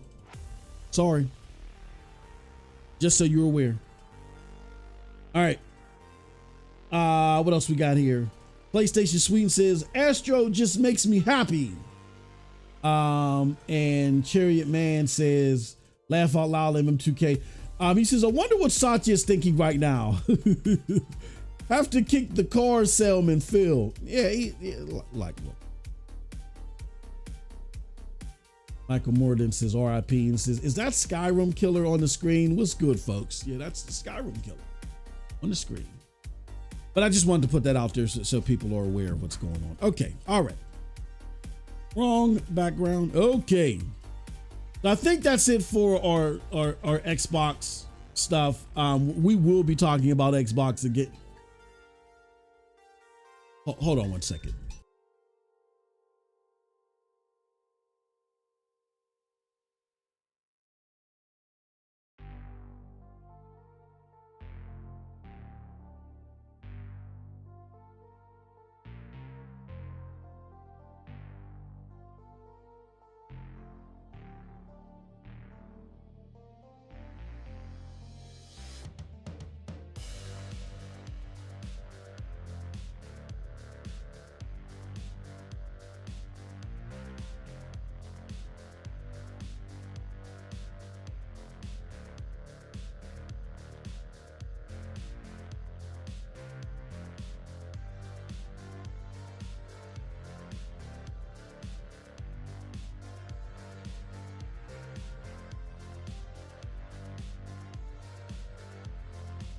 Sorry about that.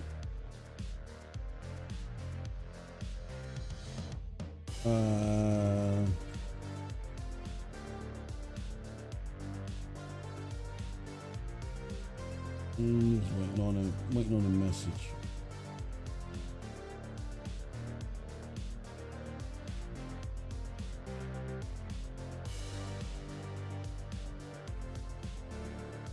Hold on one second. Hold on, give me one moment, Joe.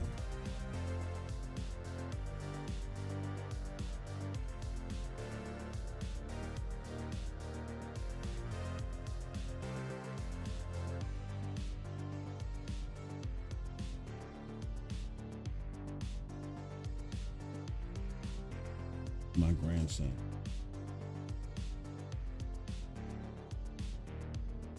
On over.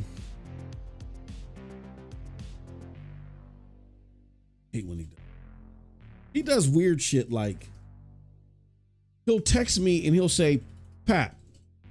It'll just, you know, Pap short for Pap. It'll say Pap. That's it. I'm like, bro, what the fuck you want, man? Oh yeah, so he's like blowing my phone up, and I know it's not an emergency because it's just what he does. Like he knows that I'm live around this time, so instead of just saying, "Hey, yo, I'm coming home from college this weekend. Are y'all going to be home?" Instead of just saying that in the text, he's like blowing up my phone. Drives me crazy with that. That's my homie though. All right, anyway, let's move on. Let's talk about PlayStation.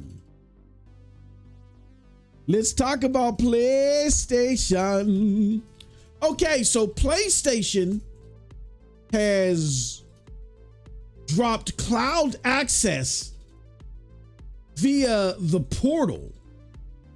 And Cold Blood, this is where I gotta bother you again. PlayStation Portal. Let me see if I can find this article. Oh, damn, hold on. What is this? PlayStation Portal 30th Anniversary Edition. New inventory expected could be in the next 1 or 2 weeks. Yeah, I might have to pick one up. I might have to convince my wife. So this is from IG, and I hate covering them. But this is what they have to say about the PlayStation Portal. They say, PlayStation Portal owners now have the option to either connect the portal to their PlayStation 5 as before or directly to Sony's cloud servers. And the article continues, a bit of technology alchemy.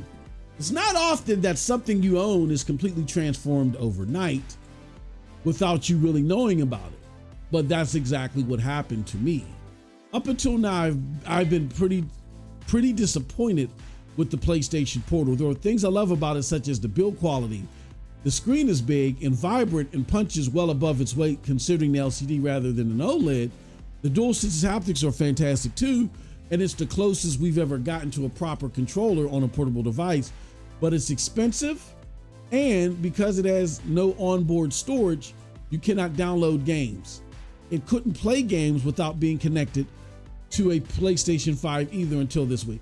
So I want to stop right here.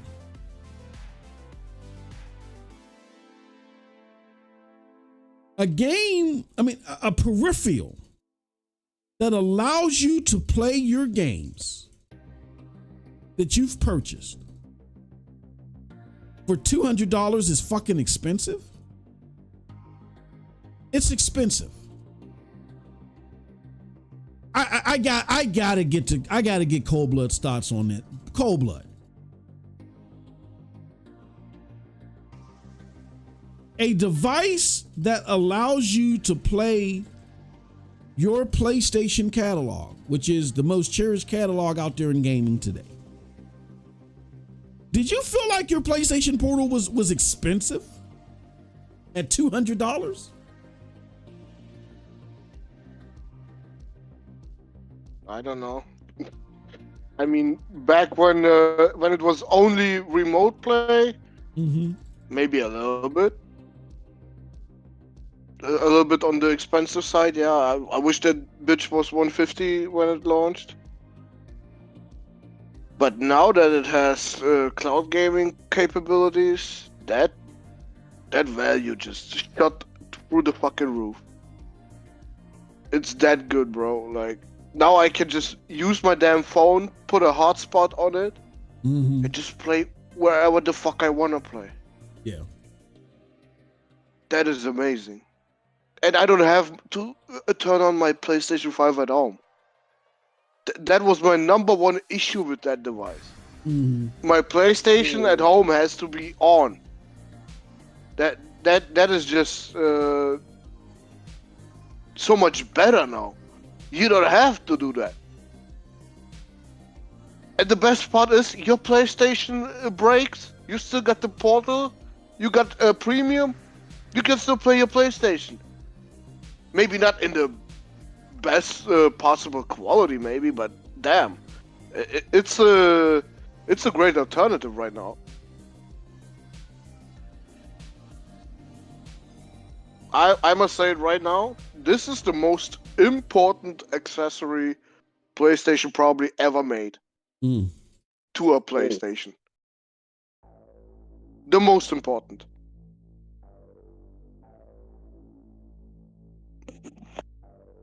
Well, I will say, and I don't have a Portal yet, and I definitely am in the market for one. And the reason why I didn't get one when it was remote enabled is because I used the remote capabilities. There's like this PlayStation knockoff app that works really well. So I just played it on my phone. I just did remote play through my phone and it worked very well. So, you know, I was like, I'm in the market for a Portal because it would just be better if I had a Portal, but I was just using my phone and it worked. That said, I didn't think that the $199 was expensive. I was expecting $179. Like you said, I was expecting anywhere between $150 and $179, or $159 and $179. When it was $199, I was like, you know, okay, whatever. You know, maybe like something like $250 would have been. I would have been like, holy shit, what the fuck? You know, for something that's just remote. But I never looked at it as expensive, but yeah, definitely now. Definitely now, yeah, that is cloud enabled. That absolutely increases the value. This Matt Kim continues and says, now rather than being limited to simply streaming games from a $500 console, Sony has introduced a feature that lets owners stream games directly to its PlayStation Now cloud streaming service, no PS5 required. What's more, the whole process is fairly straightforward and more importantly works great. Hold on. That's Doriega must have just woke up. Hey, Doriega's mad at you, Cold Blood. I was wondering what all that digging was. What's more importantly, the whole process is fairly straightforward and more importantly works great. Once you've opted into the beta, which is open to anyone who downloads the firmware update, Portal owners now have the option to either connect to the Portal via the to the PS5 as before, or directly to Sony's cloud servers. Choose the latter, and suddenly you have access to a library of more than 120 games, including Ghost of Tsushima, Resident Evil 3 Remake, Last of Us Part 1 Remastered, Marvel Spider-Man Miles Morales. It's worth noting you must be a subscriber to the highest tier of PlayStation Plus, but $18 a month is a much more attractive than splashing out $500 up front plus an extra $70 a game. Honestly, I can't stress how impressed I am that Sony has given new life to a device. I haven't had the best experience until this point. It's a common complaint that Portal works best when your PlayStation 5 is hardwired to the internet, but for me, and probably many others whose routers are too far away, that simply isn't an option. The PlayStation Portal was never a compelling way to play games unless I could deal with skip frames with noticeable lag. I couldn't. But as I write this, I'm testing out Death Stranding, Miles Morales, and Demon Souls, and I'm getting nothing but a silky smooth frame rate and connection strength, far better than I was streaming from the PlayStation 5, which is ironic considering it's sitting less than 6 feet away from me. Of course, cloud gaming is not novel by any means. The ghost of Google Stadia is looking at me angrily through my office as I type this, and Xbox has its own cloud service bundled with Gamepass. In my limited testing I want you guys to listen to this. In my limited testing of the PlayStation Portal, cloud beta works about as well as either of those services. This doesn't mean that the Portal is certainly a true successor to PSP or Vita, Firstly, there's the PlayStation Plus subscription, which in the United States costs about $18 a month or $160 a year. You're also limited to PlayStation's library of streamable games, which includes some heavy hitters like the aforementioned Ghost of Tsushima, blah, blah, blah, blah, blah, blah. Right now, PlayStation Plus streaming offering is nowhere near as attractive as Game Pass, and unless Sony makes some big moves in the coming months, don't expect to play first-party games and launch via Play. But despite PlayStation's Plus's limited catalog, I love the kind of bold experimentation with technology that this update brings. Nowadays, you'll always know you're getting when you buy a new piece of hardware, whether it's a game console, smartphone, or laptop. Detailed specs are carefully listed.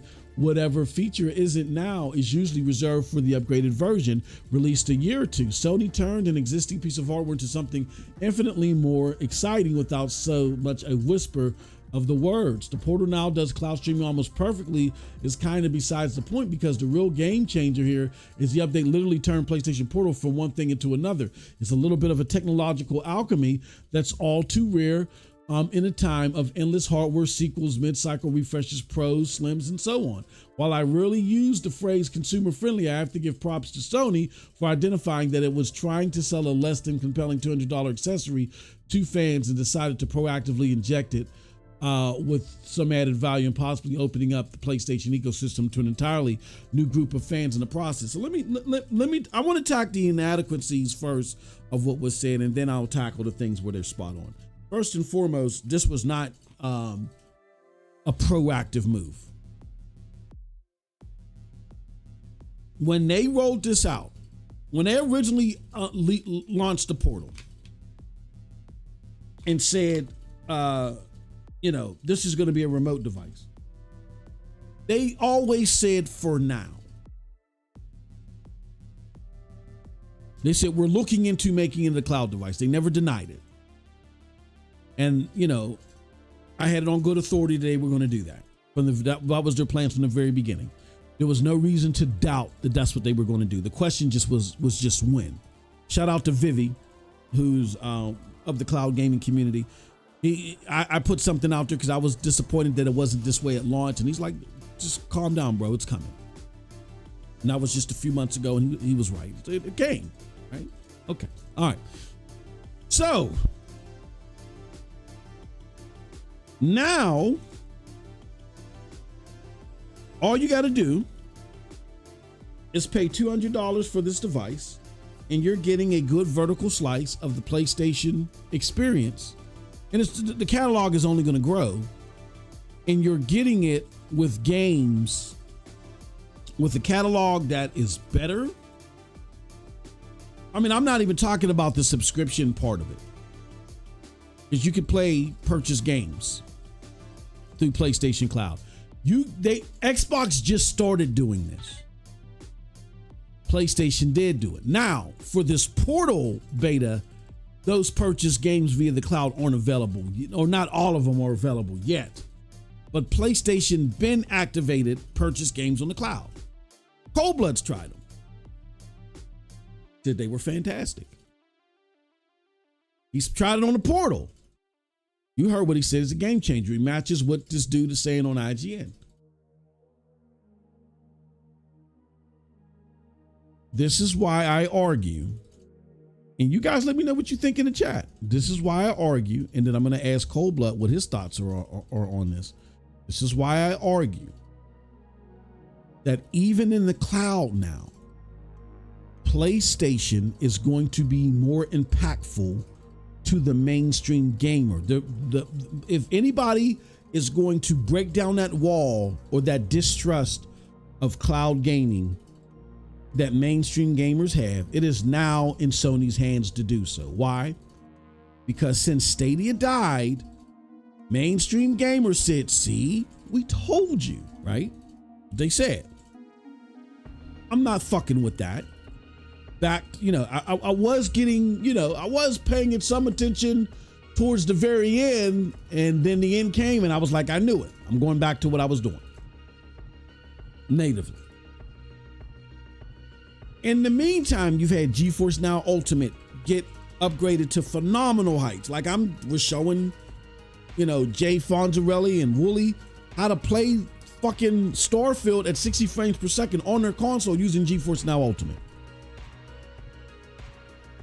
Was chatting with them on Twitter about how to do that. I've been talking to random people about that, Boosteroid, whatever, you know what I'm saying?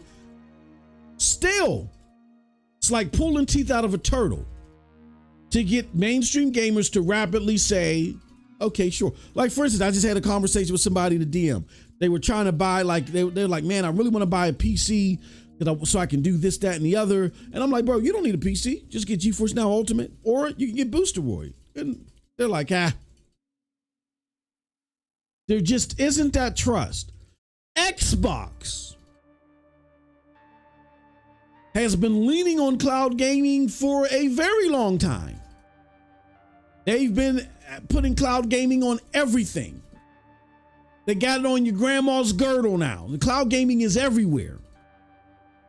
And the same time that PlayStation did this Portal update, the same day, Xbox later in the day announces, yeah, you can now play select a la carte purchase games, 58 of them. Instead, and they don't have to be tethered to Game Pass. And there's not some snoozers in there. There's like Cyberpunk and several Assassin's Creed games and Baldur's Gate 3, right? But guess what? Outside of the finite cloud community, nobody fucking cares. I'm not seeing this. And y'all thought I was capping. A lot of people came to my video here on MM2K Gaming where I break down why I think PlayStation is going to be more impactful in the cloud with this update. Oh no, Xbox is everywhere. Xbox isn't desired. It doesn't matter that they're everywhere. Nobody cares. In order for cloud gaming to even have a chance with the mainstream, people have to engage with it and not feel like that the trade-off is too wide. Meaning, okay, I'm not playing on my PlayStation 5, or I'm not playing natively on my PlayStation 5, but the visuals still look good. The latency, you know what I'm saying, is in a good spot. I'm not getting too many hiccups, right? Pixelation isn't predominant. It ain't frame skippings, not kicking me out. I ain't got long ass fucking queues, right? All that shit that that demolishes a mainstream gamer's experience they don't want to fucking deal with, and they feel like it's the perception and it's written across cloud gaming. That's what keeps them away from it. You cannot be riddled with that shit. And even though xCloud is everywhere now, and you can mainstream gamers don't want to give it a fucking chance because the trade-off is too steep for them. Where this isn't. I am not seeing people praise this. I'm not seeing mainstream gamers praise this. Praise xCloud and the game purchasing ability the way that they're praising this. These are skeptics. It is making skeptics believers now. The only person that I see trying to nut glaze from the mainstream, nut glaze what's going on with Xbox, and is the aforementioned Paris. Now I see what they're going to do, and they're going to lead the future. What about now? Right now, PlayStation Portal is changing skeptics into believers. I've never seen this when it comes to cloud gaming. I still don't believe. Moss. What's that? I still don't believe. Yes, you do. You believe in the Portal now, right? I believe in playing my PlayStation games, but as soon as I go off that ecosystem, fuck that. No. I'm not. But like that's not what I'm Stadia, speaking to. Boosteroid. Fuck that shit. No. No, that's not what I'm saying. You're going. Yeah, that's several steps too far. People didn't believe cloud gaming could work at all. Oh, in some countries it don't. And that's fine, but we're not going to talk about the minority of the cases. I want to talk about the majority of the cases. Not some, let's talk about most. In most cases, this PlayStation Portal is working for people. Would you agree or disagree with that? Well, now it does. I don't know. I didn't hear nobody say it doesn't work. Yeah. And fuck all the other services. I'm not, my argument isn't it's going to make everybody want to play Boosteroid or Jiff. They're still going to be skeptical about them simply for the simple fact that they got to go to a whole nother marketplace in order to access those games. So they're not going to, but it now breaks down a very important wall because a lot of people just think that cloud gaming will not work. That was the common thought process by the average mainstream gamer. You saw Stadia shut down. Amazon Luna's quiet. They don't even know what the fuck a Boosteroid is. And GeForce Now, they just don't trust it. You tell people about it, you can show it to them, they don't give a fuck. But now that they have a PlayStation library and a portal that was working for them even though it was remote, and now now they know that, hey, when done right, cloud gaming can work. In their eyes, it's just that cloud gaming is only done right with PlayStation. But that's way more than what it was before this patch came out. Now, would you agree with that or no?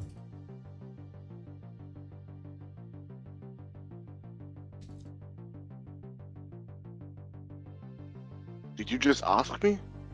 Yeah, that's what I'm saying. Do you agree that at the very least, people just thought that cloud gaming wouldn't work at all? But now what they think is, okay, cloud gaming can work with Sony.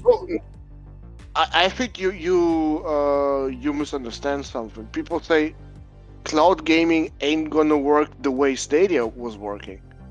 And they were absolutely right. Stadia's business model was just fucking horrible. For anyone that had either already Steam or PlayStation or Xbox, bro. They did not give a fuck about paying for their games on a Stadia store. I think we're talking about two different things. You're talking about business model. I'm talking about performance. That people didn't think that cloud gaming could work. Like there's people that we don't have the infrastructure. It's too laggy. There's too much latency. You didn't like, you know what I mean? Like you may have not believed that, but I know you heard the majority of people when they talk about cloud gaming say that. They didn't just talk about the business model. They talked about it not working, period.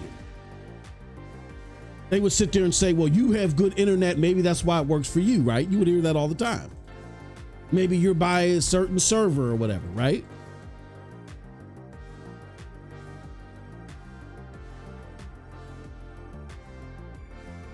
And again, I'm not arguing that this makes everybody a believer of all cloud gaming.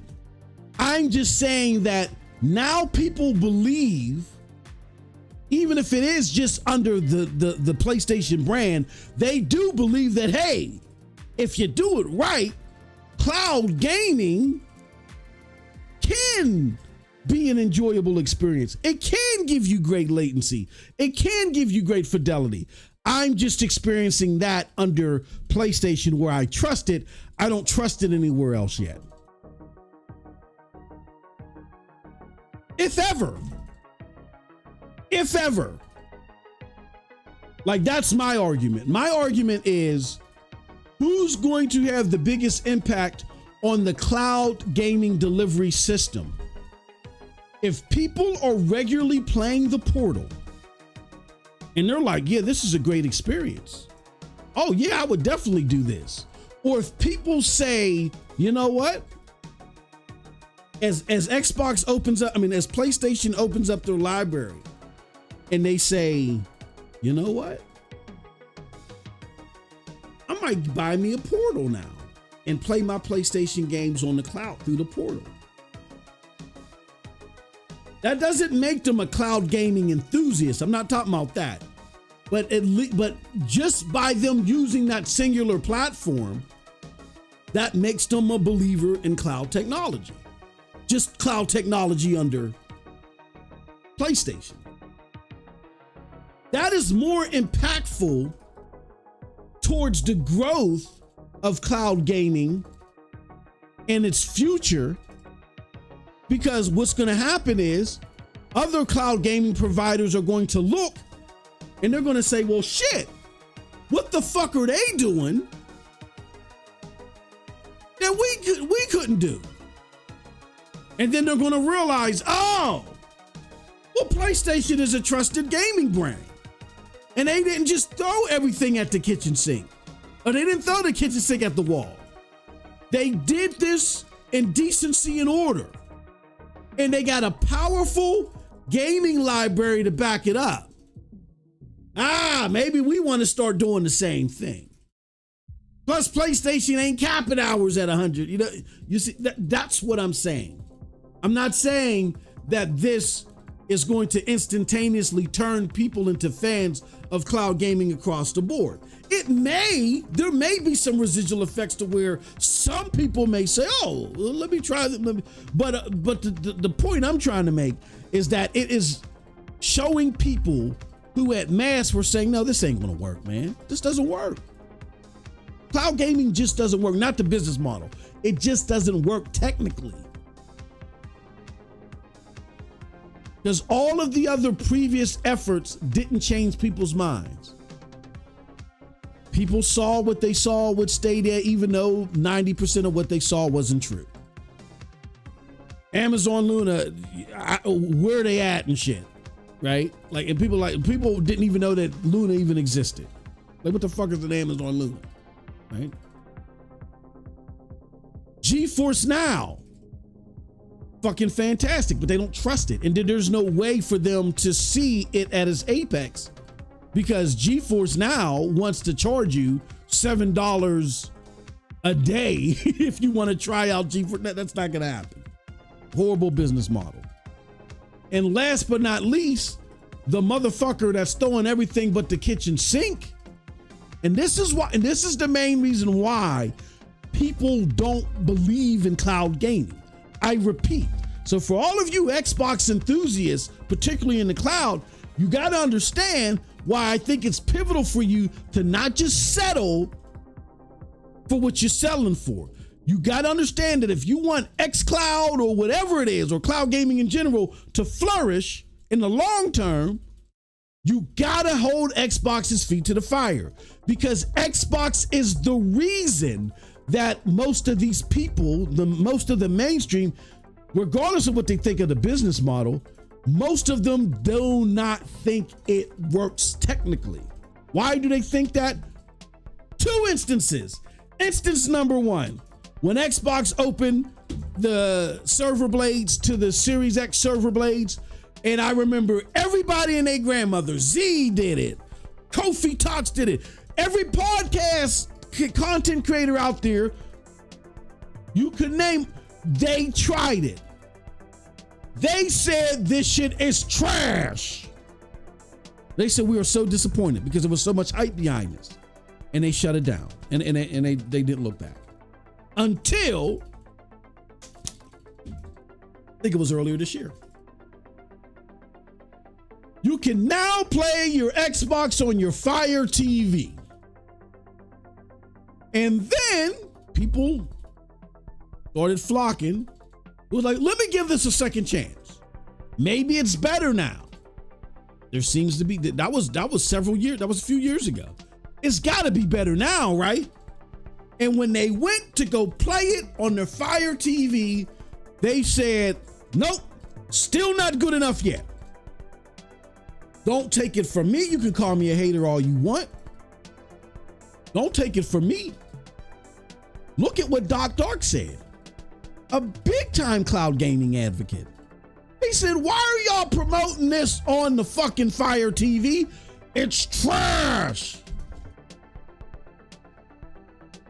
And that's why most people do not believe in the cloud gaming technology. Now, another wall that cloud gaming has as a business is people don't trust it. They don't trust the business model. They don't like the fact that you got to go to another store, another marketplace, buy a game that's out in limbo land. And if that company doesn't work and everything shuts down like Stadia, your games are lost. Now, even though Stadia gave everybody their money back, it doesn't matter. Now my games are lost. My progress is lost. Well, in some cases, you could save your progress like I did for Cyber, but who wanted to go do all that shit that you had to do? So my progress is in jeopardy. My game is in jeopardy. I now got to move to another marketplace. That to get over the trust of other marketplaces in the cloud, that's a totally different thing. That's still going to take forever and a day. But at least the belief system in the technology. If you ask me, who is going to be more paramount in the mainstream's belief system of the technology, it's clearly PlayStation. Now, to Cold Blood's point, which I wasn't trying to deviate from, it's a great point. It just wasn't applying to what I was arguing. I'm not saying that the PlayStation Portal is going to make people believe in other cloud marketplaces. No, that's a totally different issue. What it's going to do is make people believe that, hey, when done right, cloud gaming can work technically. And apparently PlayStation's done it right. We don't trust these other entities, but we trust PlayStation. That's the biggest jolt, that even if it is through a small prism and just through the brand of PlayStation, that's the biggest jolt that any of the other services were able to provide. And here, I'm going to say this. In my personal opinion, when it comes, clearly in the cloud, in the cloud, GeForce Now Ultimate can't be touched. And that's no slight to PlayStation 5 Cloud. PlayStation 5 Cloud is great. GeForce Now Ultimate can't be touched in the cloud. Because it's that far beyond. And people still don't want to give it a try. So even though something that's far more better performance-wise and output-wise, it has far less latency, can give you far better frames, far better fidelity, versus PlayStation, which is already PlayStation Cloud, which is already great. GeForce Now is just that much greater. Even that, along with all the other cloud gaming services, could not break through the mainstream. What you see on the screen is just by activating cloud gaming on the Portal. He says he's calling it the Portal 2. He feels like it's a Portal 2. This is the biggest leap in technological consideration, just technological consideration regarding anything cloud gaming I've seen today from the mainstream. Since people tried OnLive. Remember when OnLive first, if you guys are, I'm telling my age, when OnLive first came on, there was a lot of people that gave it a try, but that was another one that had a business model that was kind of fickle, didn't have a lot of games, and then it wasn't very consistent.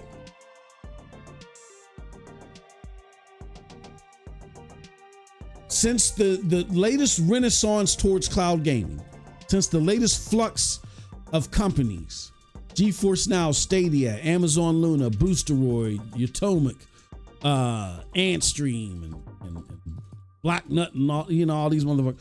Since all them motherfuckers came to the forefront, this is the most tapped into the mainstream I've seen to date.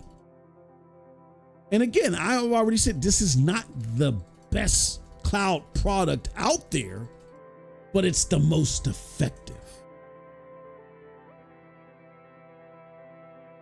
that means something, and that's going to have an end result. That's gonna send ripples through the cloud community, because they're going to sit there and say, well, what the fuck did they do? Why are they so successful? All they did was open this motherfucker up to the portal. And they're going to sit back and they're going to rethink, and they're going to say,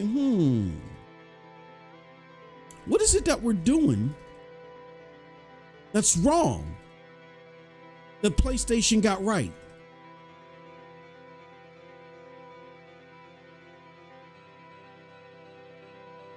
It just is what it is.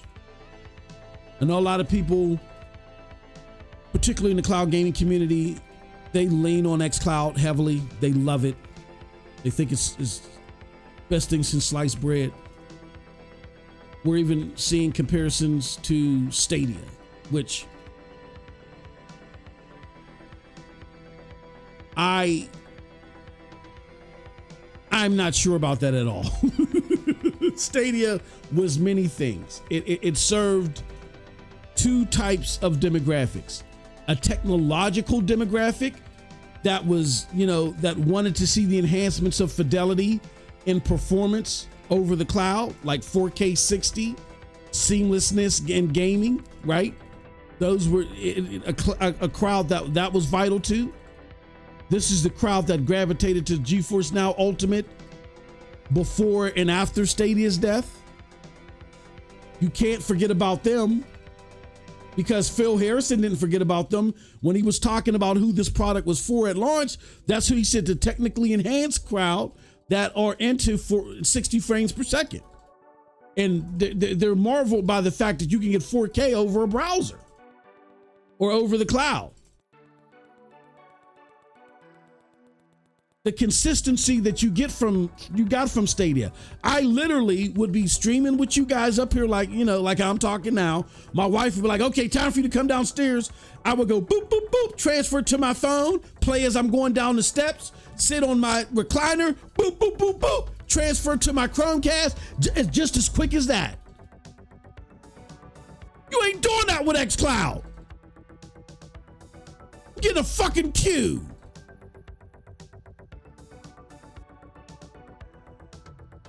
I'm getting a pixelated stream. I'm not even getting 1440p. And day one, Stadia offered all the games that you purchased on the cloud. They didn't just give you Stadia Pro games on the cloud. They gave you everything that you purchased. This is only a quarter of a way towards Stadia. Put everything on the cloud. Get a better goddamn stream. Become more seamless and reliable on all the devices and stuff that you can play. I wouldn't dare. I just can't do it.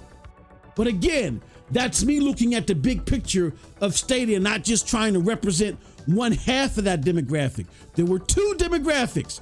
There were the disenfranchised gamer who, with this update, they're happy. That's why they were in Stadia. They were disenfranchised. They didn't care about 4K 60.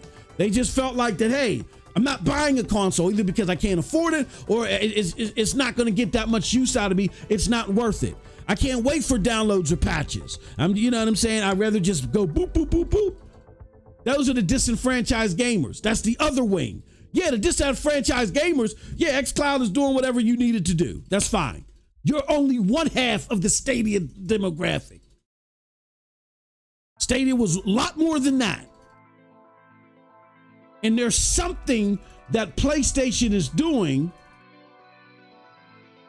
that outside of whatever Stadia demographic, GeForce Now, whoever, outside of that, whose PlayStation Now is piercing to where skeptics, even skeptics of the portal itself, these people aren't just skeptics of the portal. They're like, hold on. This is something, their integration of cloud gaming has now delivered me something that I look at totally different now. Cold Blood said it himself. Because of how they flipped the switch, the device in his eyes, and a lot of people are reacting this way, is the most important PlayStation accessory that he can think of. Antonio Elman, yeah, the 100 hours a month, man, that's a hurt piece. That is a hurt piece. Let's go to what you guys are saying, and then we're going to move on to our final topic. He says, give Stalker to a chance so Microsoft can get statistics for most played games. Geek says Elden Ring, Armor Core 6, and Sandland. What are those your games of the year? Buying Outlaws for $50. Yeah, I'll try that Outlaws update. People are saying that it did like change a lot of stuff in the game, like those god awful. It didn't change shit. Yeah, it's still god awful. I'm gonna give it a try. Because a platinum trophy. This is all my life is on PlayStation. No, a lot of people are like that. Oh, I've always gamed everywhere since SNES. Juice says we have to assume all of the new Game Pass subs are paying full price. Chariot Man, what's going on, brother? Let me get to some more recent comments. Trinket says no PlayStation required. You don't need a PlayStation console, but you still need a PlayStation device. It's like the Vita. It's like the Vita. So again, this isn't, we're putting everything on your toaster or your refrigerator, right? You still need a PlayStation device, which it's smart. PlayStation makes a lot of money off their hardware. They're a technical manufacturing company at heart. So why they would want to tether some of these experiences to hardware, I get it.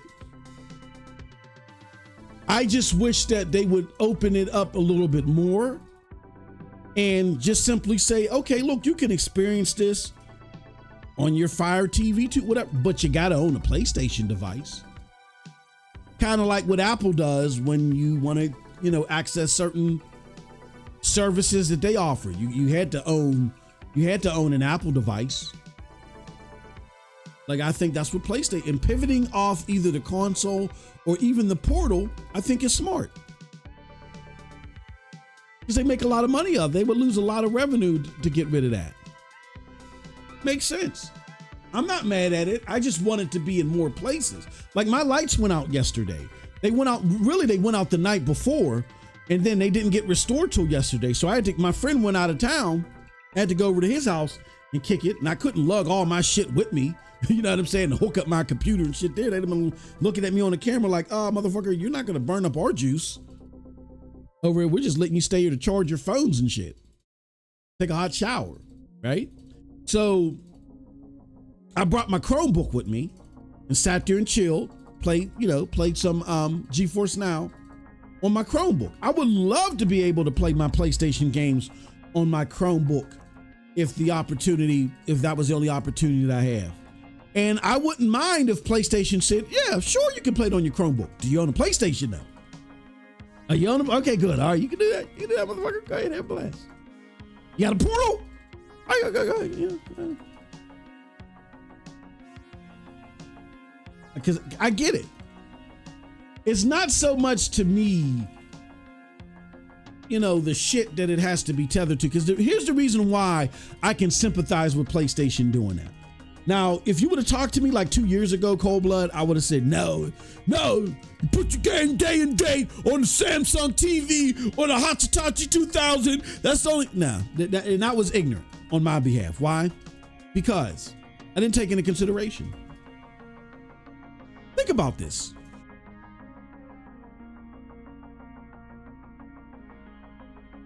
There are thousands of games that are made every year. Thousands. A shit ton, dozens or hundreds if you on console alone. But thousands of games made every year. When you look at the console providers in PlayStation and Nintendo, they might provide a dozen a year, maybe two in the case of Nintendo. So out of the dozen or two that they provide every year. They're going up against hundreds of games from several, if not dozens, of high-profile AAA developers or talented developers out there in gaming. So when you think of those statistics, how little exclusive games are put out there, in contrast to the numerous games that are made and put out there every year, you know, from multi-plat developers, did it ever hit you that 30 to 50%, if not more, of the games at these award shows are exclusives? I repeat, 30 to 50% of these games that are nominated for these awards or the major award categories, Game of the Year, Ultimate Game of the Year, Best this, Best that, are console exclusives. Again, console exclusives are only in the dozens each year, where they're in a sea of hundreds, if not thousands of games. And those dozens of games take up a third, even 50%, even more in some cases, in some of these major categories at these awards. And we're not just talking about awards that are done by, you know, reporters or whatever. Look at the Golden Joystick Awards last night. The winners are selected by you, the gamer. You hear that, Noriega? No, let me stop. Noriega's lurking, man. If Cold Blood ain't giving him that work right now in the DM. Shout out to Noriega. But do you guys understand what I'm saying? Dozens of exclusives in contrast to hundreds or thousands of games. They get a 30% to 50% seating in a lot of these major categories at these award shows and win a lot. Why is that? That is because the makers behind these exclusives, they're not fucking around. Because exclusives have a multi-pronged purpose. They need the exclusives to recoup the best way that they can on money, just like a multi-plat, like, you know, hey, look, this is here to make us money. But they also got to do that, and they got to bring people to a $500 device. Multi-plats don't have that pressure. A multi-plat is just based on you already having said endpoint, and you just buying the game. The purpose of that exclusive is to sell you on that device. So not only do they have to, you know, show some margins of profitability or recoup, but they got to bring you to a device you got to pay hundreds of dollars for. So they have a bigger hat to wear. So because they have a bigger hat to wear, the producers and developers of these exclusives, they put more care into them. They put more quality into them. And the games simply just come out better. That's why dozens of exclusives can find around 30, in some cases 50% or more seating in the most important categories at these award shows. It's not by accident. Not by accident.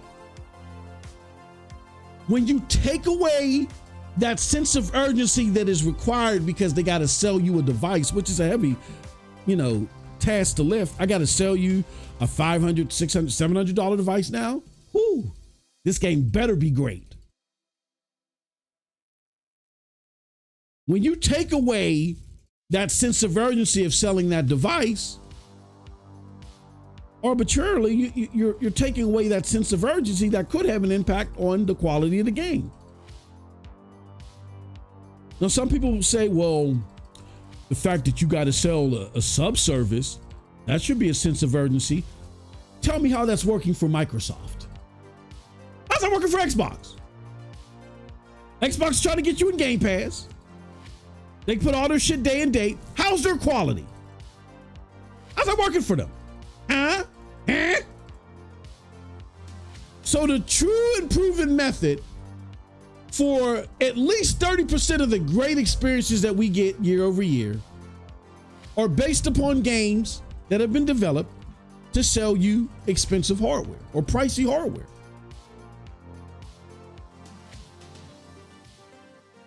You got to be careful before you turn the tide. It's not like turning a Prius. It's like turning the Titanic. So before you yank that element away, you got to make sure that whatever's going to take its place provides at least that same sense of urgency. And right now, creating games to drop day and date and a subscription service ain't it, Cuddy. It ain't it. It ain't doing it yet. When it gets to that point, then I can see, all right, well, there's, you don't need hardware. But until we get to that point, I don't mind PlayStation trying to tether even the cloud experience to at least some hardware. I'm not mad at them for that. Because that piece of hardware and the necessity to sell it and the desire to sell it keeps them honest towards quality. PlayStation does something you don't see multi-plat players do, or multi-plat developers do. They say, look, we know that 6 out of every 10 exclusive game that we create may not hit its margins. And that's okay. It's so important for us to create the next big thing that we're willing to take risks. And we know we're going to fail 60% of the time. 60% of the time we know we're going to fail. But it's worth that, because when we do that, when we do succeed that 40% of the time, that 40% of the time is phenomenal. And it's so phenomenal that it pays for the other 60% that fail. So when a lot of you sit there and are sitting there pocket watching PlayStation exclusives and say, well, that didn't sell 10 million, that only sold 2 million, it only sold whatever million. That's not the point. It's in a batch of 10 exclusive games that were made where at some point in time, there were 2 games prior to it, or even 4, that helped justify it being developed. So for instance, a God of War Ragnarok, a Spider-Man 2, Horizon, the 10 games that follow it, or the other 8 games that follow it, or more. They legitimize the funding of those games, even if the games don't hit their benchmarks. And you got to realize that some of these games, like an Astrobot at 1.5 million in the first month, they hit their benchmarks. It's not a lot of development cost to Astrobot. Like, come on, what are we doing here? Stellar Blade, same with Stellar Blade. Stellar Blade isn't a $2 billion GTA 6. It wasn't that much put into this. Stop it. And its development was already justified in the prior success of their Leviathan exclusive games. Leviathan exclusive games like God of War, Horizon, Spider-Man, and whatever else may have come out earlier. Yoshida already talked about this in 2014. It's you Xbox fanboys that have come here in the last couple of years that don't know the history, that don't know the culture, that are sitting here with that false belief. Oh, everything's got to sell 10 million. No! I already talked about it. I'll show it to you one last time. Let's see here. Sony. There it goes right here.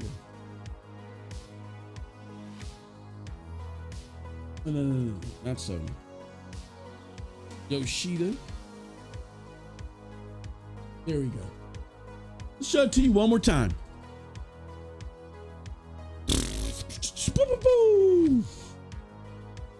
This is from 2014. Again, y'all with the Similac breaths and still wet behind the ears, listen to this.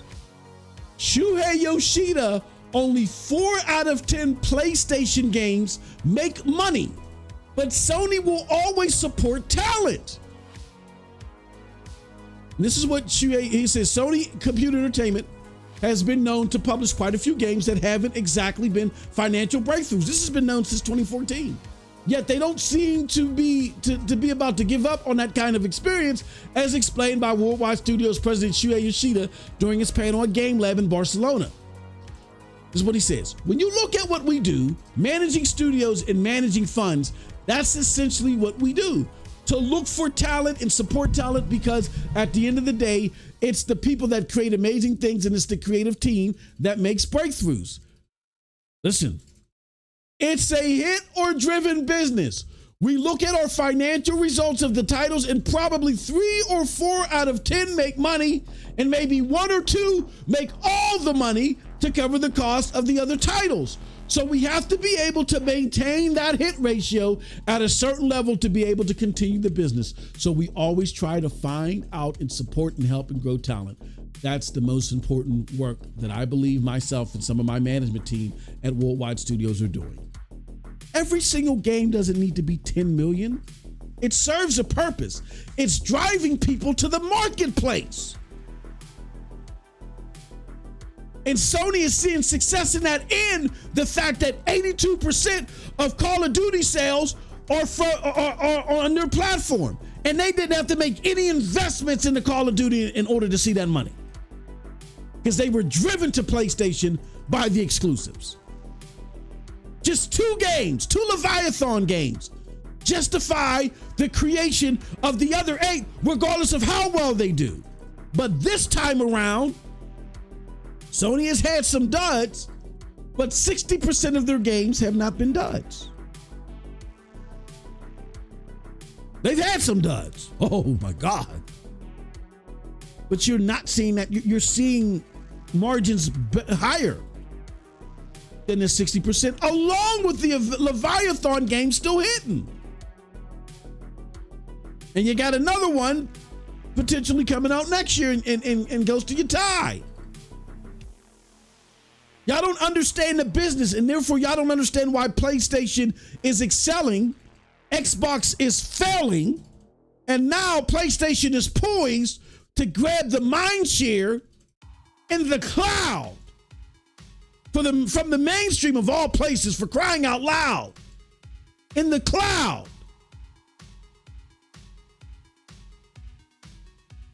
But I digress. I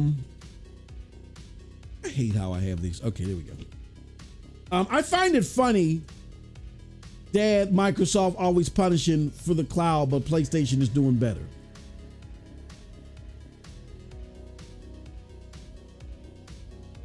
It's just having a gaming PC and just using it for 4K movies. Are they getting that trunket? Y'all don't care about my achievements on any platform. Yeah, I'm not an achievement person either. He said the reason why the mainstream can't adopt cock yet because it's being used as an emulator and nothing. Oh, okay, they're talking about. PlayStation Portal is the best value for cloud gaming right now because of the PlayStation brand name. Now, this is, and I'm going to pin this shit. This is probably the most important comment in this subject matter that I've seen thus far. A lot of you may disagree with that. Y'all may sit there and say, what the fuck you talking about, bro? What's wrong with you, man? Have you not played GeForce Now Ultimate?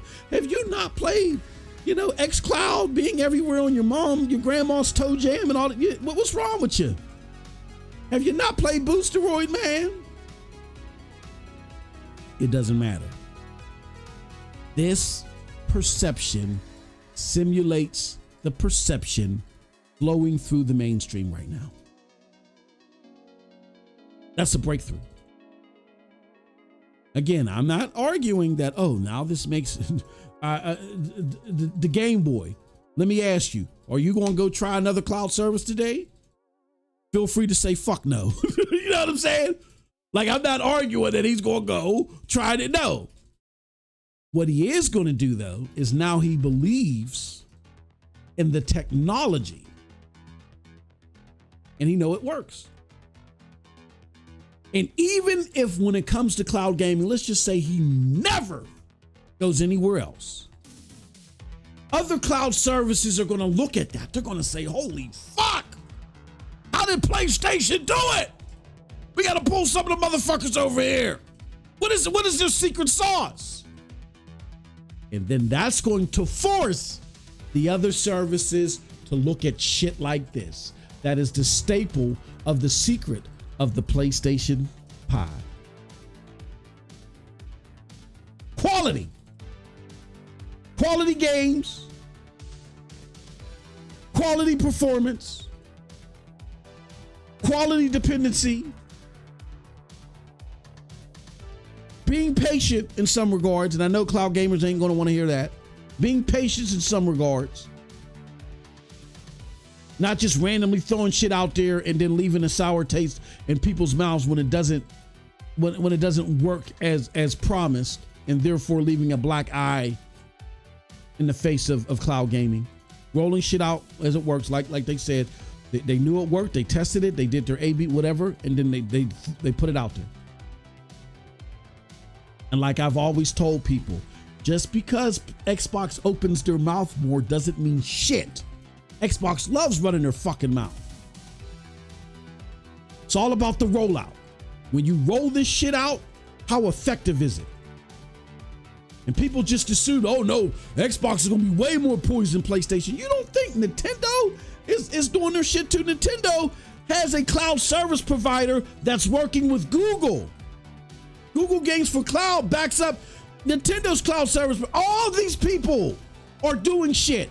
They're just not throwing it out there and trying to put some gold label on it when it doesn't even deserve a bronze one yet. Like Xbox. There is nothing, and again, I don't want this to be perceived as shade because Boosteroid is a great service. They also give you great 4K quality streams. And they have a vast library, and they have an install method that I really like, that it expands your options and stuff like that. Boosteroid is a great service. And nothing against Boosteroid, but there is no fucking excuse for Boosteroid to perform as well as it does over Microsoft. Y'all be thinking, Phil done got y'all convinced that Microsoft is some indie company that gets has a budget of $5 a month. Look at the market cap of Boosteroid. Look at the market cap of Microsoft and Xbox. With all the pushing of cloud gaming that Microsoft does, they should have by far the best version out there. And the fact that they don't is an egregious misstep. And also, it's been an albatross around the neck of cloud gaming. It's why cloud gaming can't break the mainstream. I gave y'all two instances. The first time is when the Xbox server blades were opened up, or the Series X server blades, because that's all they were talking about. I remember when I used to promote Stadia, and there were other cloud gaming platforms, and shout out to them. All that shit is water under the bridge now. But there was other cloud platforms we would battle, you know what I'm saying? And they, they didn't believe in Stadia, and they believed in everything else. And they said, oh, you just wait. It's easier to mimic the tech than it is to get the games, right? And they was like, you just wait, MM. You wait till that goddamn Xbox Series X server blades come out. And I said, okay. See, this is what y'all don't understand. I've been following Xbox since 2002. I've seen the advent of fucking Phil Spencer and how much of a failure in leadership he presents. You guys in this cloud gaming shit, y'all just speed read through the manual and you're trying to catch up to everything that's going on with Microsoft now. Y'all have no fucking idea. You're betting on the wrong horse. No, you just wait. And when that shit happened, bruh, like it was like a gut punch to the solar plex. It was, you could just hear you could just feel that collective sigh through that whole side of cloud gaming. I loved it.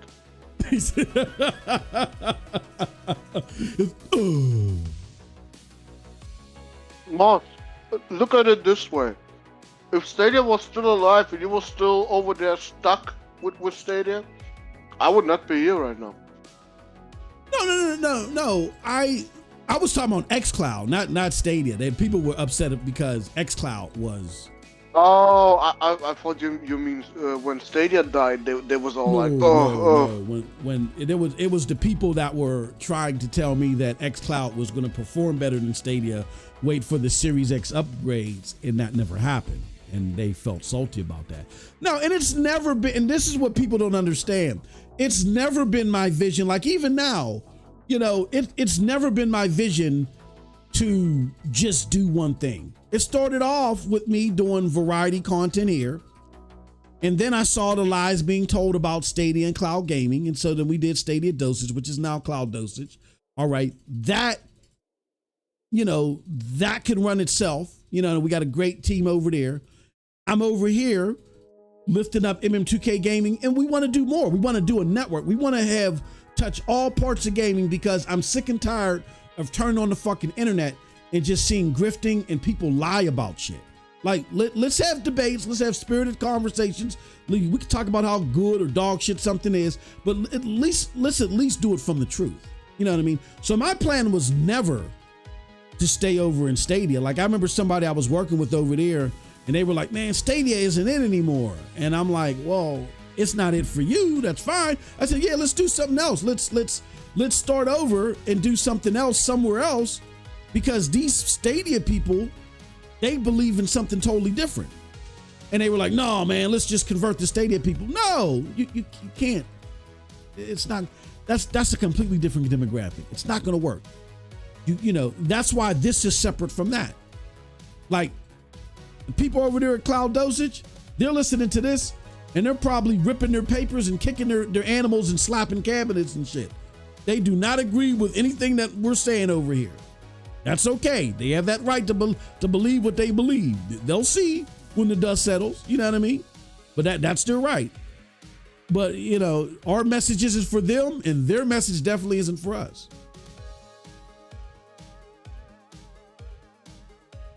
At least as long as they pivot, as long as people, when they're talking about whatever it is that they believe, they pivot from the truth, I'm all for it. So that was never my plan to just stay over there. That's why it was always called Stadia Dosage versus this being MM2K Gaming. But we got to change the name of it here because it just ain't about MM2K over here. But that's why it was never called MM2K in the cloud. It was called Stadia Dosage and Cloud Dosage because it was supposed to be about people familiar with that part of gaming talking about it. So I was always trying to just set the campfire and step away from it, and I just could never do it, you know, until, you know, we started doing Cloud Dosage, you know, and shout out to clouddosage.com. They doing the damn thing. But I'm always a gamer, you know, with a capital G. Like when I got my PlayStation 5 day one, people on that side were mad. Why are you getting a console? It's supposed to be about cloud gaming. No, it's about gaming. And there are games on PlayStation that I adore, and I'm not going to miss out on them. I'm not an ideologue like that. I'm not a zealot like that. I just believe in this tech, and I don't appreciate it being lied on. But I'm a gamer with a capital G. There's no fucking way of missing out on these PlayStation games. And I got my PlayStation day one.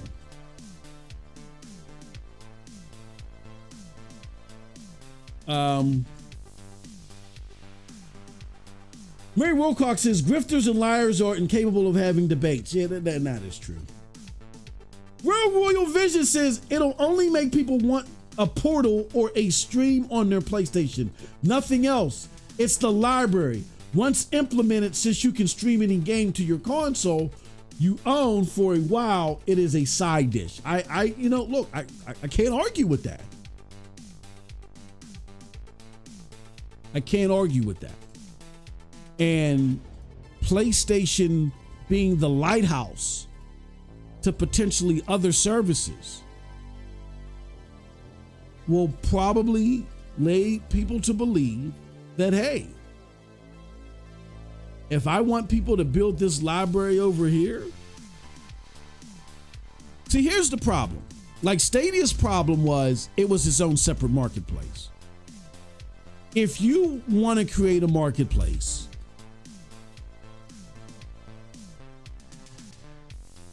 eventually you do have to have exclusives. I think they just tried it too soon. I think what they should have done is you swallow up the cloud gaming people where you don't need exclusives. It's about them just accessing the best multiplats out there. So you start off sucking them up.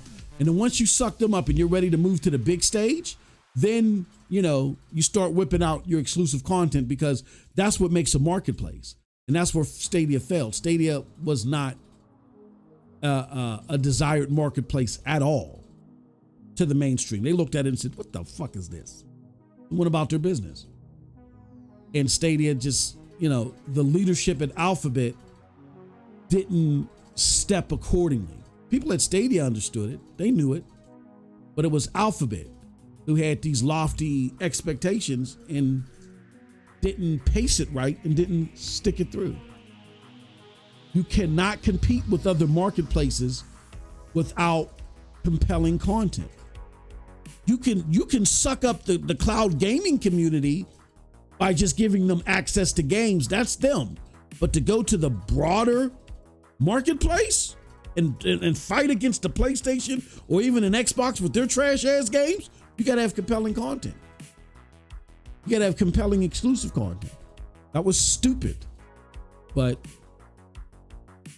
stupid is as stupid does. And I'm sorry. I got a lot of friends that work at Google. I'm sorry. I talk about my own company. They're a bunch of idiots too. The board at Alphabet, they're idiots.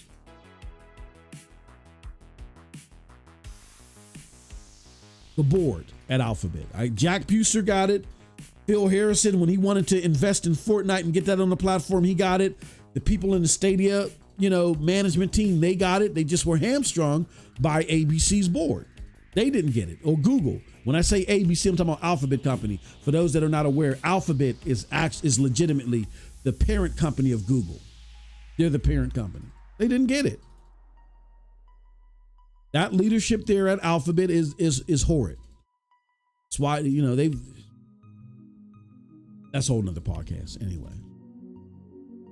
But yeah, Real World Vision, you're 1,000% right, bro. You're 1,000% right. That's the way the mainstream looks at it. The mainstream looks at it like,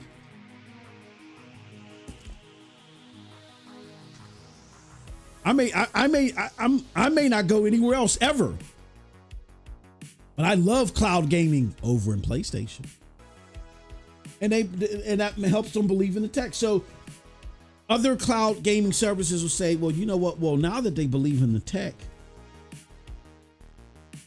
what else is it PlayStation is doing? Because this is the only proven way that we see cloud gaming being used this much in the mainstream. And whatever good habits that PlayStation is having, hopefully it'll carry over to these other companies and it's quality content. There are other things I like to see too. I like to see the promise of cloud development, cloud tech, cloud native games be done. But what I want to be influenced by PlayStation, and why I'm ecstatic that PlayStation potentially has the influence here, is that whatever you do, quality has to be behind it. Whatever you do, consistent quality has to be behind it. And gamers cannot feel like they're losing out on something. I'll give you an example. One thing that, and then we're going to move on. One thing that Cold Blood always gets on me about when it comes to GeForce Now, and rightfully so, is their lack of mods.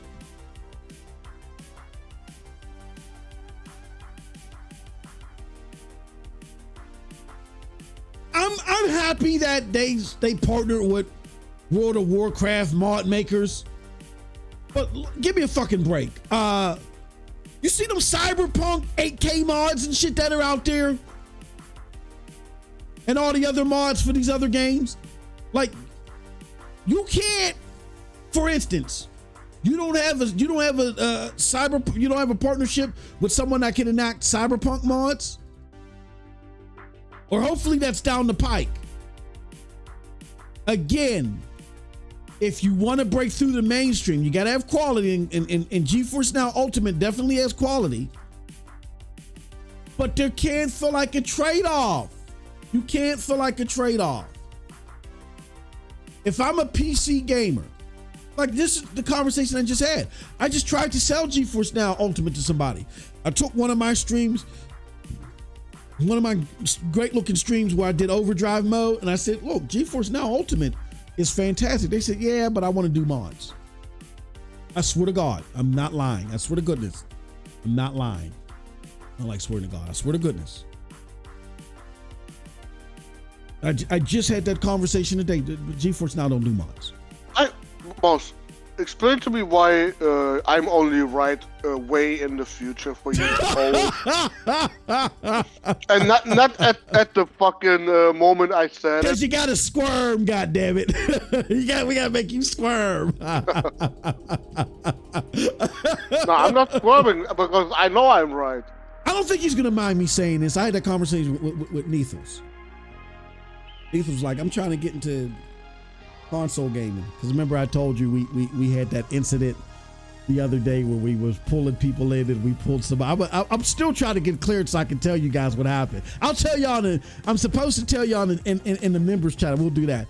But we you know, Nethos was in this DM and he's going to school, whatever. We pulled him back in, so we've been chatting and shit like that. And Nethos was like, yeah, I want to get a PC. And I was showing him GeForce Now, and he's like, no mods. No mods. I don't care. I don't care about it. I'm like, but no, don't care.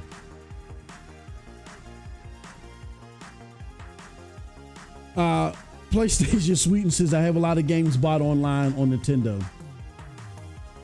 Okay, so let's address this from Trunket. Trunket with his money. He says, when Sony does it, it's good. Now that PlayStation does it, that's not their direction. Now that PlayStation does it, every screen is not a PlayStation. Are you guys hearing yourselves? No. Here's what you're not understanding. And I urge you to listen to my video on my channel. Matter of fact, let me on our channel. Let me pull it up for you. Let me pull it up for yes. YouTube Studio. Here it goes right here. Let me pull it up for yes.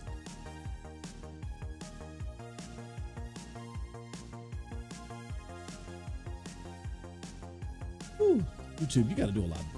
It shouldn't take me this long to get to a fucking video. I had to click through like 5 screens. All right, so video detailing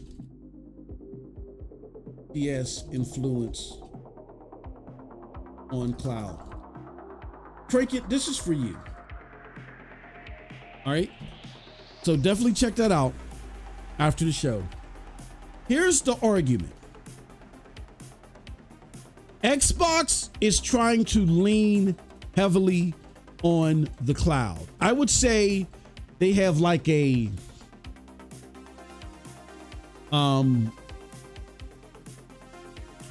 40-40-20 strategy, right? Where 40% of what they want to do, no, I would say they have a 50-30-20 strategy.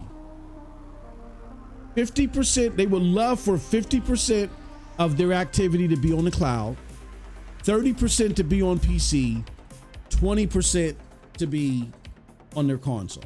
They really don't like the whole console dynamic. Every time Phil talks about, you know, the console, his face turns. Watch the Fortune magazine, in the infamous Fortune magazine interview with Phil Spencer to understand what I'm talking about. They are leaning heavily on the cloud. The cloud is instrumental to their business. They've pretty much abandoned growth on the console. The console's in free fall, and they're like, so the fuck what? They've abandoned growth on the console. They're all about trying to make headway, first and foremost in the cloud, and then secondly with PC. And then they still got to deal with these pesky console people, so they're still going to cater to them. But their real business, you know, 80% of their business is in cloud and PC, right? So it's not working. Even with ABK, even after buying the biggest publisher in the world, they still are far behind PlayStation in revenue.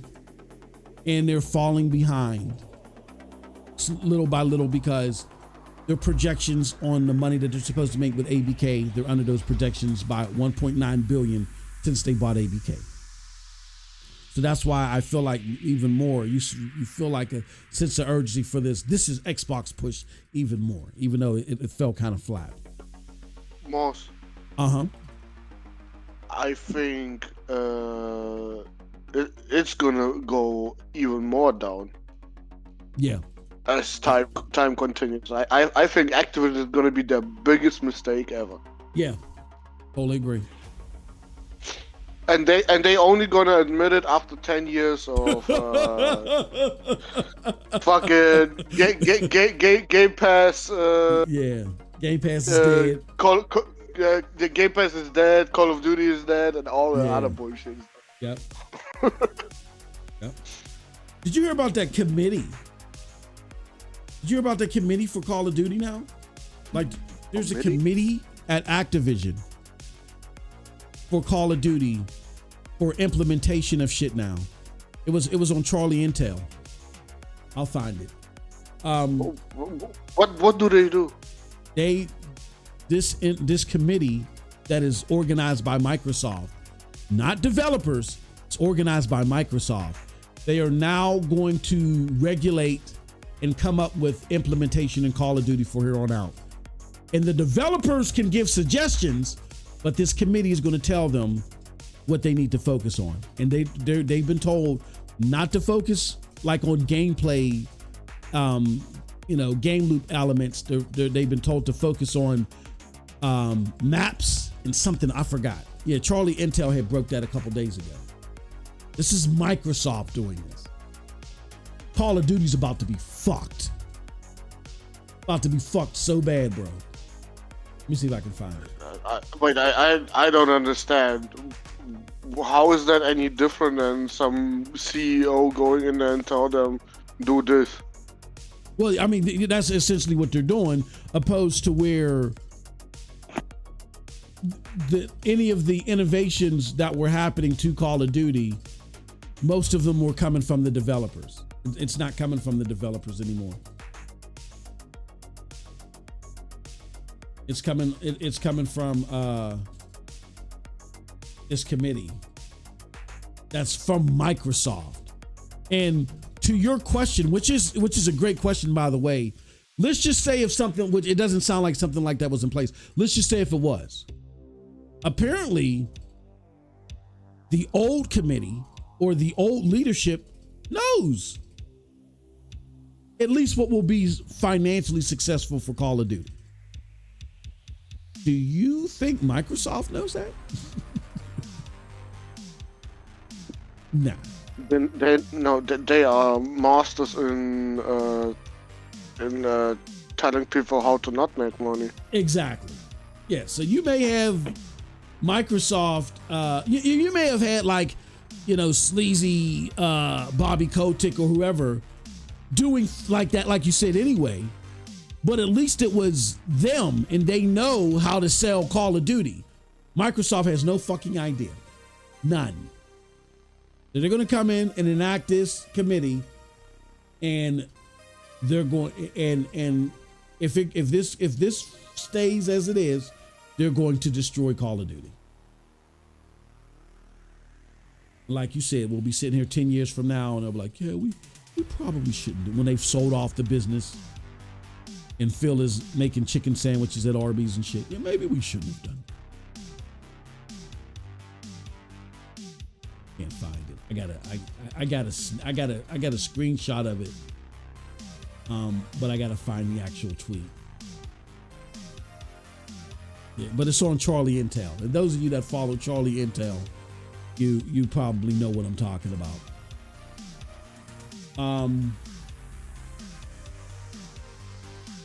But no, Trinket, the argument is,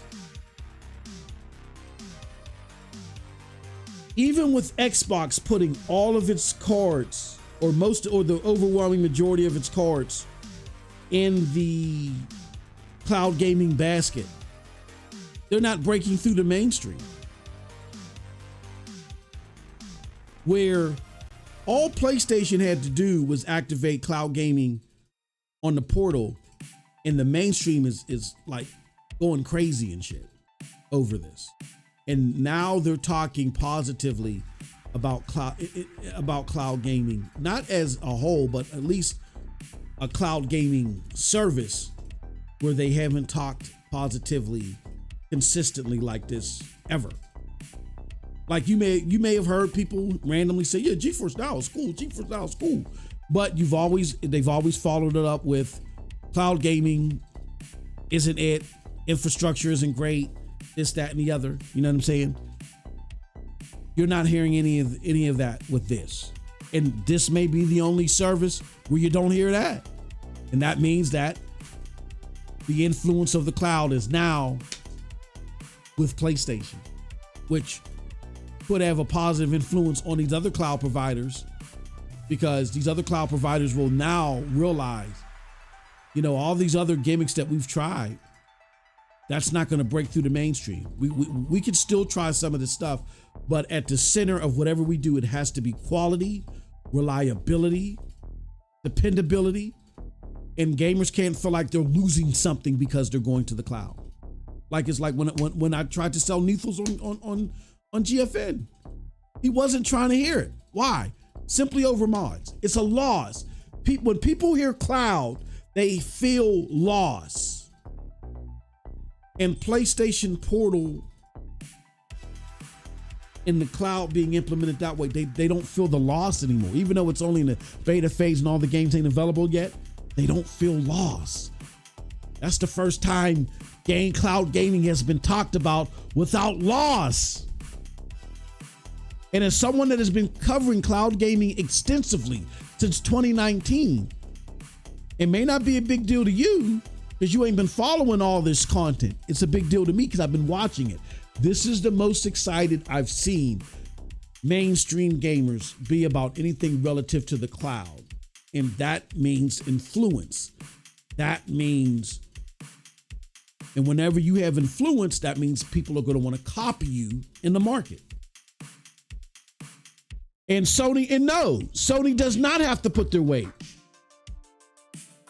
behind it like Microsoft does. Sony may never do day and date the way that Microsoft does in the cloud. They may never do it. But more people could potentially trust cloud gaming under Sony than they will anywhere else. That's power. You guys got to understand that.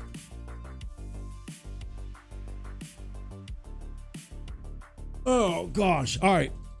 Now, last but certainly not least, did I bookmark this? Yes, I did. Let's talk about it. Wait, Moss. Before that, our weekly checkup on Broomstick's mental health. Oh, yeah. Hold on, let me close all this other shit. Yeah, let's do our weekly checkup on Broomstick. I'm a boob. We have to get that song made. Somebody make a song. I'm a boob. Hey, I might be a boob. All right. So our weekly checkup on Boomstick. Hold on. Did you send me a link? No. Okay. All we gotta do is go to Jamie's Act. Okay. So Jamie's Act. Let's see our weekly. Well, there's a couple. Well, first, and this is what I was referring to earlier with that dude K Asante. Nothing against him, man. I don't know this dude. He seems like a nice guy, but you know, again, Xbox. This is Xbox gamers' problem. I'm gonna give it to you in a nutshell. Xbox gamers have a very vivid imagination. And that imagination was piqued with the 360 because, you know, we started seeing games that we didn't see before, and it piqued our interest and piqued our imagination, and it was like a euphoria, and we were like, oh man, this could only get better and better, if only for it to be chopped off at the knees with Phil Spencer taking the charge. But we didn't know to shut off our imagination lobes when Phil Spencer took over. Xbox gamers have a vivid imagination. That's why you're getting shit like 40 frame deltas, and you're seeing motherfuckers hit GitHub and, you know, post up becoming the Cracker Jack, you know, the Cracker Jack ramen noodle paralegal, the GitHub thug. You know what I'm saying? They have a very vivid imagination. The imagination is their gameplay, really, for these Xbox Neo fanboys. Imagination is their gameplay. It's what drives them. It drives them so much that they start to believe this shit. And that's why you end up with what you end up with. So let's go to our regular dose of, and that's why I had pointed out K Asante, because I've heard him before when when Porter Rock was detailing something, and he just said a bunch of crazy stuff that didn't make any sense. But it was based upon that imagination. All right, so let's do this. They're talking about the Game Awards and how Jeff Keighley he's not being a professional. So here we go. When you are a representative of gaming, meaning, well, everyone and everything, you are supposed to act and conduct yourself like a diplomat. You are supposed to be a person that puts out their hand for everyone that comes across your path, not just Team Blue. That the reason why he has power, as Dirt just said, right? Shit. The reason why he's a powerful man is because we have anointed him the diplomat of our gaming community. Listen to all those big words. And if he's not doing what you want, and every year it just bears repeating, he's not doing what you want, maybe it's time to look at other places that follow the merit of a game. Oh, is it deserving? Is it worthy? And I look to the DICE Awards or the Golden Joystick or something else for my altruistic, hey, this really got it because it deserved it. The winner is Black Myth Wukong. The winner is Helldivers 2. The winner for Best Audio Design is Astrobot. The winner is Imasobi. The winner is Final Fantasy VII. The winner is Odie. Is Helldivers 2. Critics' choice. I gotta mute out the music, y'all. Sorry. Here we go. The winner of Ultimate Game of the Year 2024 is Black Myth Wukong. I feel. Please.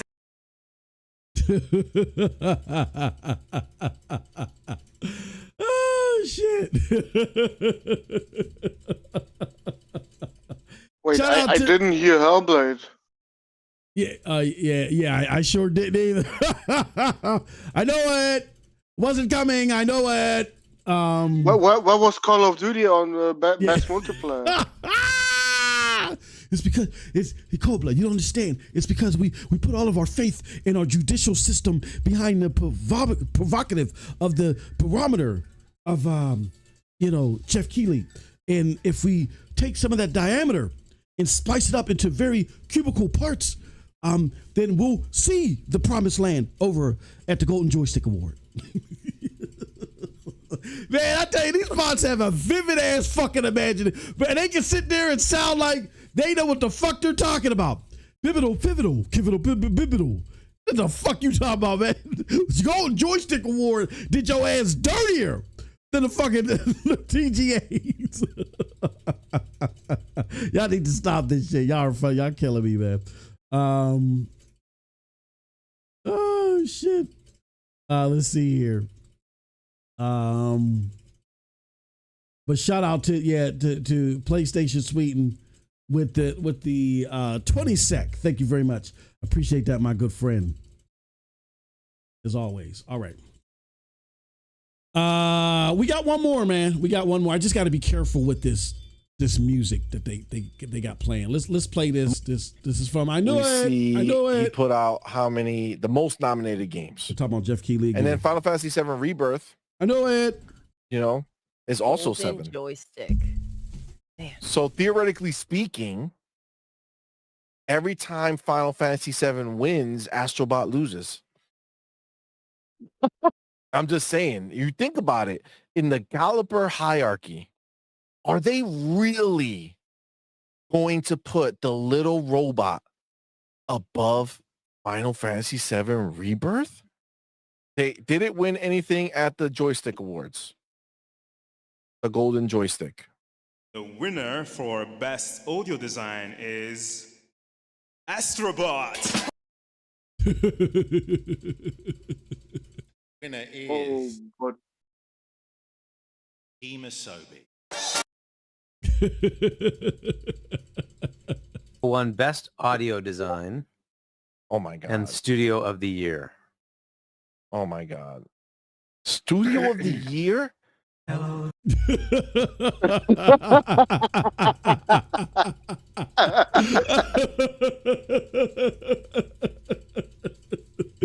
Oh gosh. Okay. So there you have it. That was our that was our time with Boomstick. All right. So let's do this. Let's now talk about the aforementioned Golden Joystick Awards. We kind of were talking about it earlier before we get out of here. And here's everything from the show. We saw, let me just read through the games real quick. Best Audio Design, Astrobot. Best Soundtrack, Final Fantasy VII Rebirth. Best Storytelling, Final Fantasy VII Rebirth. We're going to check and see if we see some Xbox games here. Best Multiplayer Game, Helldivers 2. Best Visual Design, Black Myth Wukong. Best Indie Game, Balatrio. Best Indie Game Self-Published, Another Crab's Treasure. Oh, that's my shit. Yeah. I love this already. Studio of the Year, Team Asobi. Best Leading Performer, Cody Christian for Cloud in Final Fantasy VII Rebirth. Best Supporting Performer, Brianna White, Aerith in Final Fantasy VII Rebirth. Balatrio is a Breakthrough Award. Still Playing Award, Minecraft. Still Playing Award, Mobile is Honkai Star Rail. PC Game of the Year, Satisfactory. Console Game of the Year, Helldivers 2. Most Wanted Game, GTA 6. Critics' Choice Award is Helldivers 2. Elden Ring, Shadow of the Erdtree is the best expansion, where it belongs. Best Gaming Hardware is Steam Deck OLED. Best Early Access Game, Lethal Company. Best Game Trailer, Helldivers 2. Streamer's Choice Award, Chain Together. Best Game Adaptation was the Fallout series, and Ultimate Game of the Year was Black Myth Wukong. Wow. Cold Blood, what are your thoughts? We talked about this before. What are the pros and cons you feel of the Golden Joystick Awards this year? well, isn't that obvious? What is the problem? What's the problem? The problem is dudes voting for console game of the year that have no fucking console. Yeah. Like yeah, sure, Helldivers 2, bro. Easily top 5 best game this year for me. Mm-hmm. But would I put it in front of Rebirth? Fuck no. Would I put it in front of Metaphor? fuck no. Like, dude, nah. There is a problem with people voting for awards. Yeah. It's not saying anything about the quality. It's just what game has the biggest player base voting. Yeah. For it. That is true. And Helldivers 2 is just gonna win by fucking default. I cannot see any other game winning it when people are voting. If it was just about the quality of a game, it would look much different. Mhm. If everybody was voting because a game is quality. But that's not how it works. I hope I explained it well enough. No, that makes perfect sense, bro. Makes perfect sense. I get it. And like I still say, Helldivers 2 as a multiplayer should not be included in console game of the year, but whatever.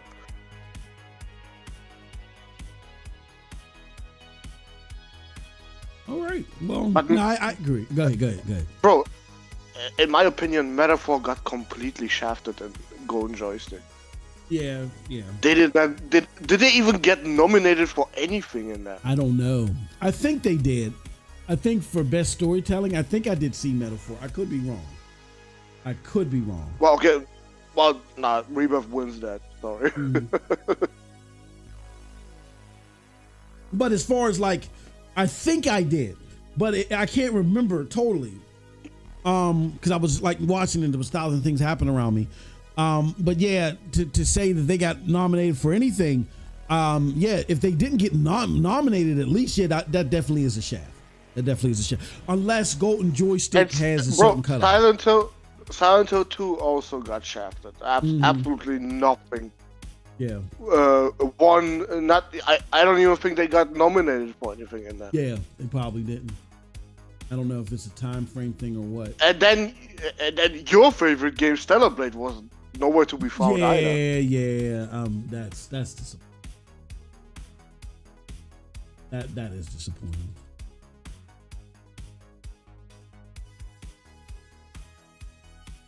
Shout out to. Oh, go ahead. Wait. Oh, so you're gonna give the Golden Joystick the power that you don't want to give Game Awards? In what way? After hearing this, well, that your games that you like aren't even mentioned at all. Yeah, I'm curious about that and why. Isn't that obvious? Why? Yeah, it is obvious why, and I think here's what happens. Because when you have these, it's called market correction. Look, you'll never eliminate agenda-minded people off the planet. You just shift the power in your balance. How do you do that? You say, I'm watching your show, and here's what you need to improve on. You need to improve on the categories. You need to improve on. Oh, and by the way, why didn't Stellar Blade make it? Well, because we don't think that boobies and titties Because and it's an ass. That's why. We don't think boobies and titties and ass.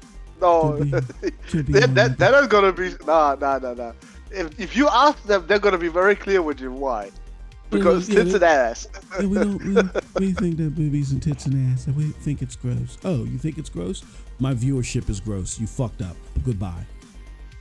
And then the sponsors and people that put money into this, that could benefit off of broader advertising, like Intel was their sponsor. Intel could be like, you know what? We could get more money out of this through advertising if you hit a broader audience. Yeah, you need to take care of that. See, that's the thing. You can always make market adjustments. This is an old school cat telling y'all new school people how y'all do this. When motherfuckers get and have advertisers and marketers, that's where you hit them. Intel, that golden joystick. Did you hear? We in the gaming world think this is radical. We don't really think this should, this criteria should be part of the show. You get so many people calling there and pushing buttons with Intel and making them like Intel. Are you complicit in this? You know what? Hold on. Yo, Golden Joystick Awards people, y'all gonna have to calm down on that, or we can't be associated to this. Oh, hold on. What do you mean? You are only advertisers. How are we gonna hold the show? Well, if you comply with it, that's how you make motherfuckers move. So yeah, I understand there's a knee-jerk reaction to say, oh, fuck them, and we ain't got nothing. No, you just take it over. You just absorb it and pull it, and you tell the people that are behind this, oh, if you want to be this radical, then you leave, or you're not going to get any play, and now you're going to lose your advertiser. That's what you do. That's how we did it back in the day. But Moss, unfortunately for you, the advertisers are on their side. No, advertisers on the side of money. That's what people. Yeah, they are. That's what you want to believe. No, sure. That's what I know, because this is what I do. Trust me, they're on the side of money. The only reason why that they get their money from BlackRock and shit, bro. The only reason why that they even entertain a lot of this is because they're looking at charts and stuff that tell them, oh, down the road, this is going to make us money. But the problem is, a lot of us that don't like this shit, we're out here licking the boots of Elon Musk and all these non-irrelevant people on Twitter instead of doing what we used to do in the old days and take it to the advertisers. So there's no monetary downside for them. They can invest in these movements and not get held accountable. The moment you start holding them accountable and saying, oh, we're pulling money away from you because you're entertaining this shit, they'll stop. They'll stop it. We've lost the ways of influence because of social media. The whole internet has destroyed the course of interaction. And now everybody congregates to social media. We make Elon Musk rich instead of solving the problem. Fuck him. You go to the actual advertisers and you tell them we're going to embarrass you publicly. You only use the internet to say we're going to now. Like the prime example is Budweiser. That's it. They hit their advertisers. Now look at the commercials that Budweiser is putting out there. They did it the old school way. That's all we got to do. And trust me, I do this for a living. I know it's called reputational risk. When you hit a Fortune 500 company with reputational risk, investors get antsy. They're like, hold on, what the fuck is going on here? People are going to start pulling out money. Oh, we're going to pull our money out too. And they do an about face. And the problem is that these companies are getting away with this shit because we feel like we're doing something, running to X and running to Grums and running on the internet when we should be going direct. We don't need no organizer. We don't need a fucking Grums. We don't need an Elon Musk. You call the company. That's why a lot of this shit that got people antsy is happening now, because we all congregate on a platform that means nothing. So that's what you do. You go to Pentium, who is the investor, and you say, oh, well, you know what? We will easily associate this to you because this is a travesty. Stellar Blade should have been nominated for a bunch of this. So you are self-serving to this agenda? All right, well, we're going to make that known. Huh? What? What are you talking about? Yeah, we're going to make that known. Golden Joystick Awards, we're sorry. We're going to have to pull out as your sponsor. Huh? Well, what are you doing that for? Why? Because you're bringing heat onto us. Why didn't the Stellar Blade game get nominated? Because we're against tits and ass. We're against. Look, man. Apparently, gamers like tits and ass. So don't do that shit again, or we're gonna have to pull out. How it always worked. The internet has destroyed all sensible reaction to shit. Got to get off the internet. Got to get on the ground, and you got to contact people directly. Grums ain't going to do that. Grums is just he's going to make a post on the internet, pilfer Twitter for the ad revenue share or whatever, and then go about his business. You got to call these companies directly. That's the way it always worked.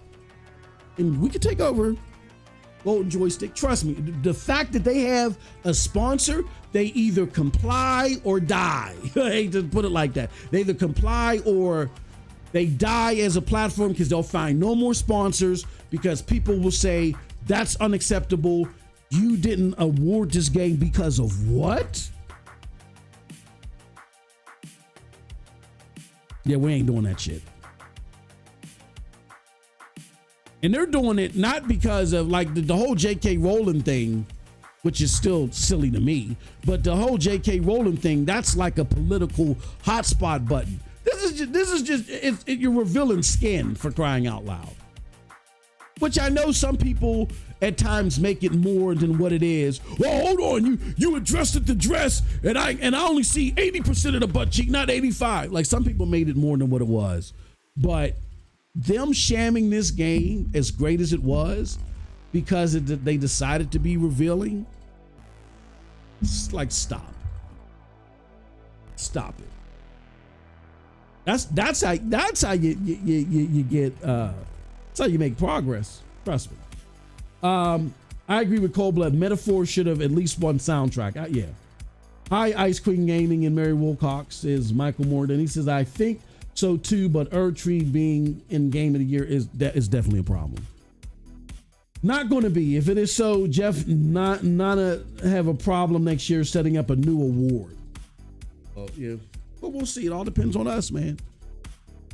It all depends on us. Like I said, the internet has destroyed our ground game. I mean, Jeff Keighley might not have a show next year. Yeah. The way this shit is looking right now. Mm-hmm. Yeah. Fucking DLCs for Game of the Year, bro. What are we doing here?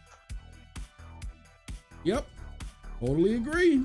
That's why I've always said. Now people may say Jeff is not a bad guy. I never said he was a bad guy. I just said he's talentless. That's all I said. He's talentless. They brought him out every third Tuesday for him to announce some games, and then they sent him back on his way on G4 TV. There was a reason why they did that, because out of all the talent that they had, he was the less talented. He just had a love for games, so he just was consistent and persistent, and got into the Game Awards thing, and then hustled his way into being a replacement for E3. And like we saw on the one fucking thing, I can't remember who it's by, Insider Gamer, somebody said that slots on his shows can be up to $500,000. That's absurd. But that's now, not if companies, news. Would you say that again, Cold Blood? My bad, I didn't hear you. That's not news. We knew that since last year. I think we saw 250,000. No, 500K. It was 500,000. Yeah. Still, it's absurd, and it shows you why he's incentivized to run a show the way that he does.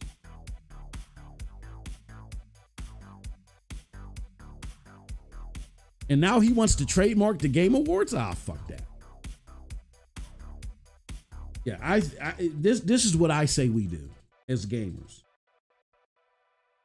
We take over that fucking Golden Joystick Awards thing. we can easily take that over. Easily. We take that over. Threaten the advertisers. We heard that, and guess what we're going to do in response? You're okay with that? Because it sounds like you're complicit. If you're complicit, then we're going to let people know that Intel is complicit. And you got a lot of PC gamers and PC people that don't like that. Yeah, they don't like that type of agenda riding. Yep.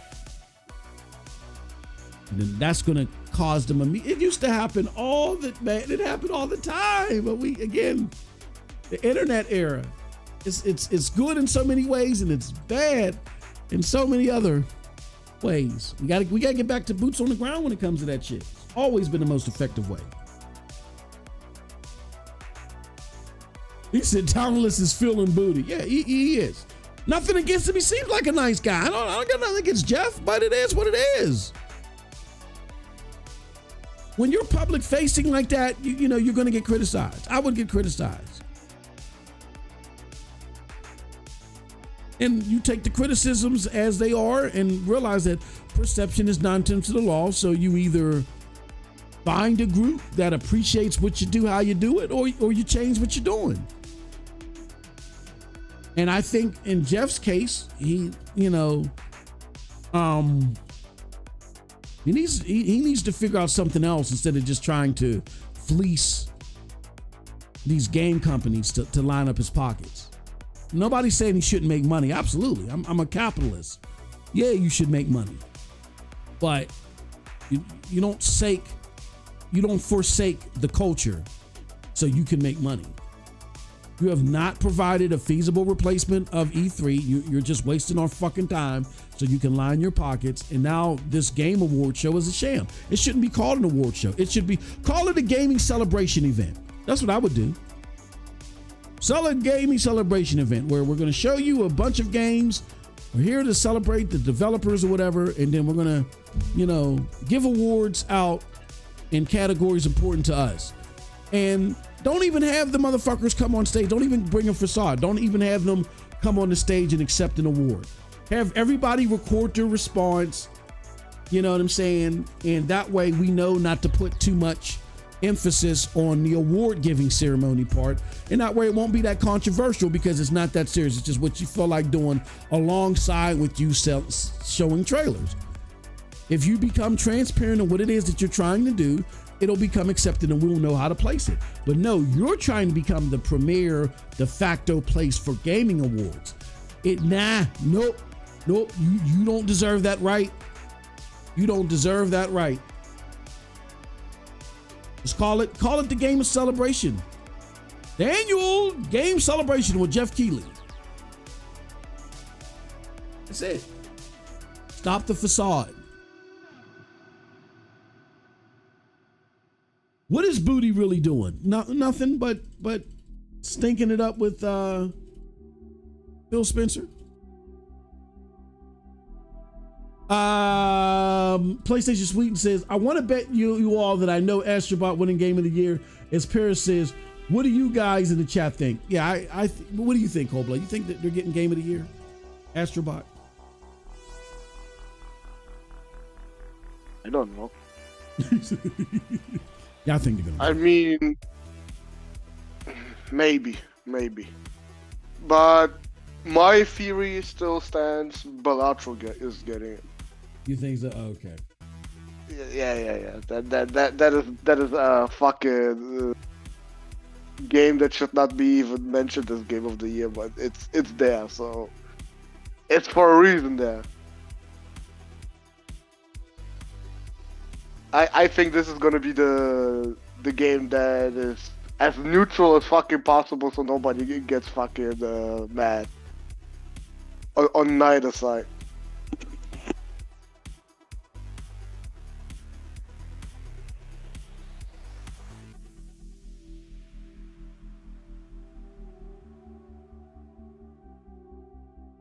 I just got hit with a whole bunch of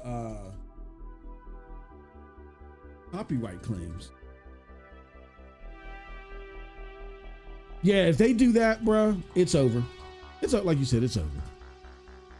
I mean, it's not going to be immediately over, but they'll feel the impact. They'll have a big impact, and knowing Jeff, he'll do something stupider, and then it'll take a couple of years for it to fizzle, but they'll lose a lot of trust if they do something like that. So, all right, y'all. With that, unless Coldblood has anything else, we're gonna get the hell out of here. I mean, Moss, look, they gave Game of the Year to It Takes Two, so why would that be such a wild claim now that Balatro is gonna get it this time. Because most people don't even know what the fuck Balatro is. Like, it takes two people were like charmed by it. I mean, I would never vote for it as game of the year. People did really enjoy that game. I did hear a lot of people saying a lot of good stuff about that game. You know what I mean? I didn't. You know, it didn't do nothing for me, but Balatro, nobody even knows what the fuck that is. I think at least if it's going to be game of the year, it has to be recognizable, at least by the hardcore. I would say that most of the hardcore didn't even know what Balatro was until it was announced as game of the year. To me, that feels funny. We're hardcore gamers. We don't know, you know, even hardcore gamers, even about games that they don't play, even in the indie space, they hear about them. I have not heard, I haven't heard anything about Balatro until now.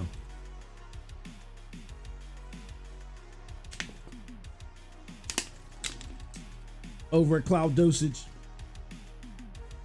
I mean, they're big on indie games. I haven't heard anything about it.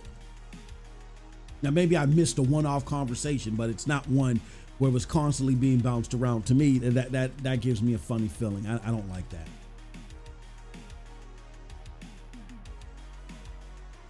Yeah, and the golden joystick and yeah. Well, no, it did. It won Breakthrough Award in Golden Joystick. Balatro did. It won. I'm sorry. It won Breakthrough Award, PlayStation Sweden, and it won Best Indie Game. And that's fine. Cool. Whatever.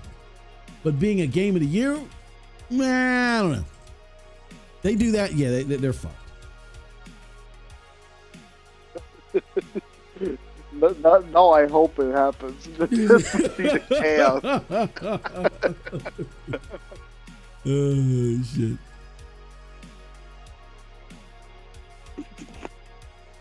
All right, y'all. We're gonna get out of here. Wait. Another weekly update on Silent Hill 2. That game is even more fucked, I think, now than it was before the patch they did just now. Did you hear that? I think so. It looks worse to me now than it did before. No, I mean, did you hear that noise? Hold on.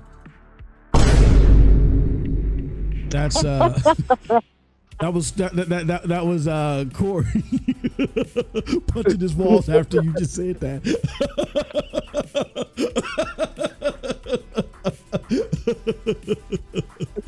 Oh shit! Oh, has anybody seen Corey? Anybody seen our good friend Corey?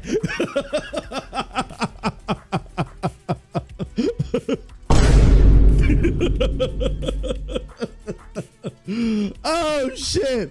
Hey yo, bro, Corey, we know you listening. Just give my brother his flowers, man. Like, I was just fucking with him earlier. He's like, why am I always right after the fact? Just give my brother his flowers. It's easier to deal with. Just do it. Just do it and be better next time. You'll be a better person for it. Fucking MM2K and that fucking cold blood. Fuck y'all. Corey, come back. Corey, come back. You're gonna give me a stomach cramp. All right. Oh shit. Okay, let me get out of here. Yep, Silent Hill 2 is still trash on the Pro. You know, but PlayStation 5 Pro is still awesome. All right, with that said, we're gonna get out of here, y'all. Thank you for joining us. Very solid week. Thank you for dealing with me losing my power. Very scary, man. Very scary. Not just losing power, but losing it for that long. I mean, it's like, what the fuck? But thank you guys for that, and we will see you next time. Until then, have a wonderful gaming day. Peace.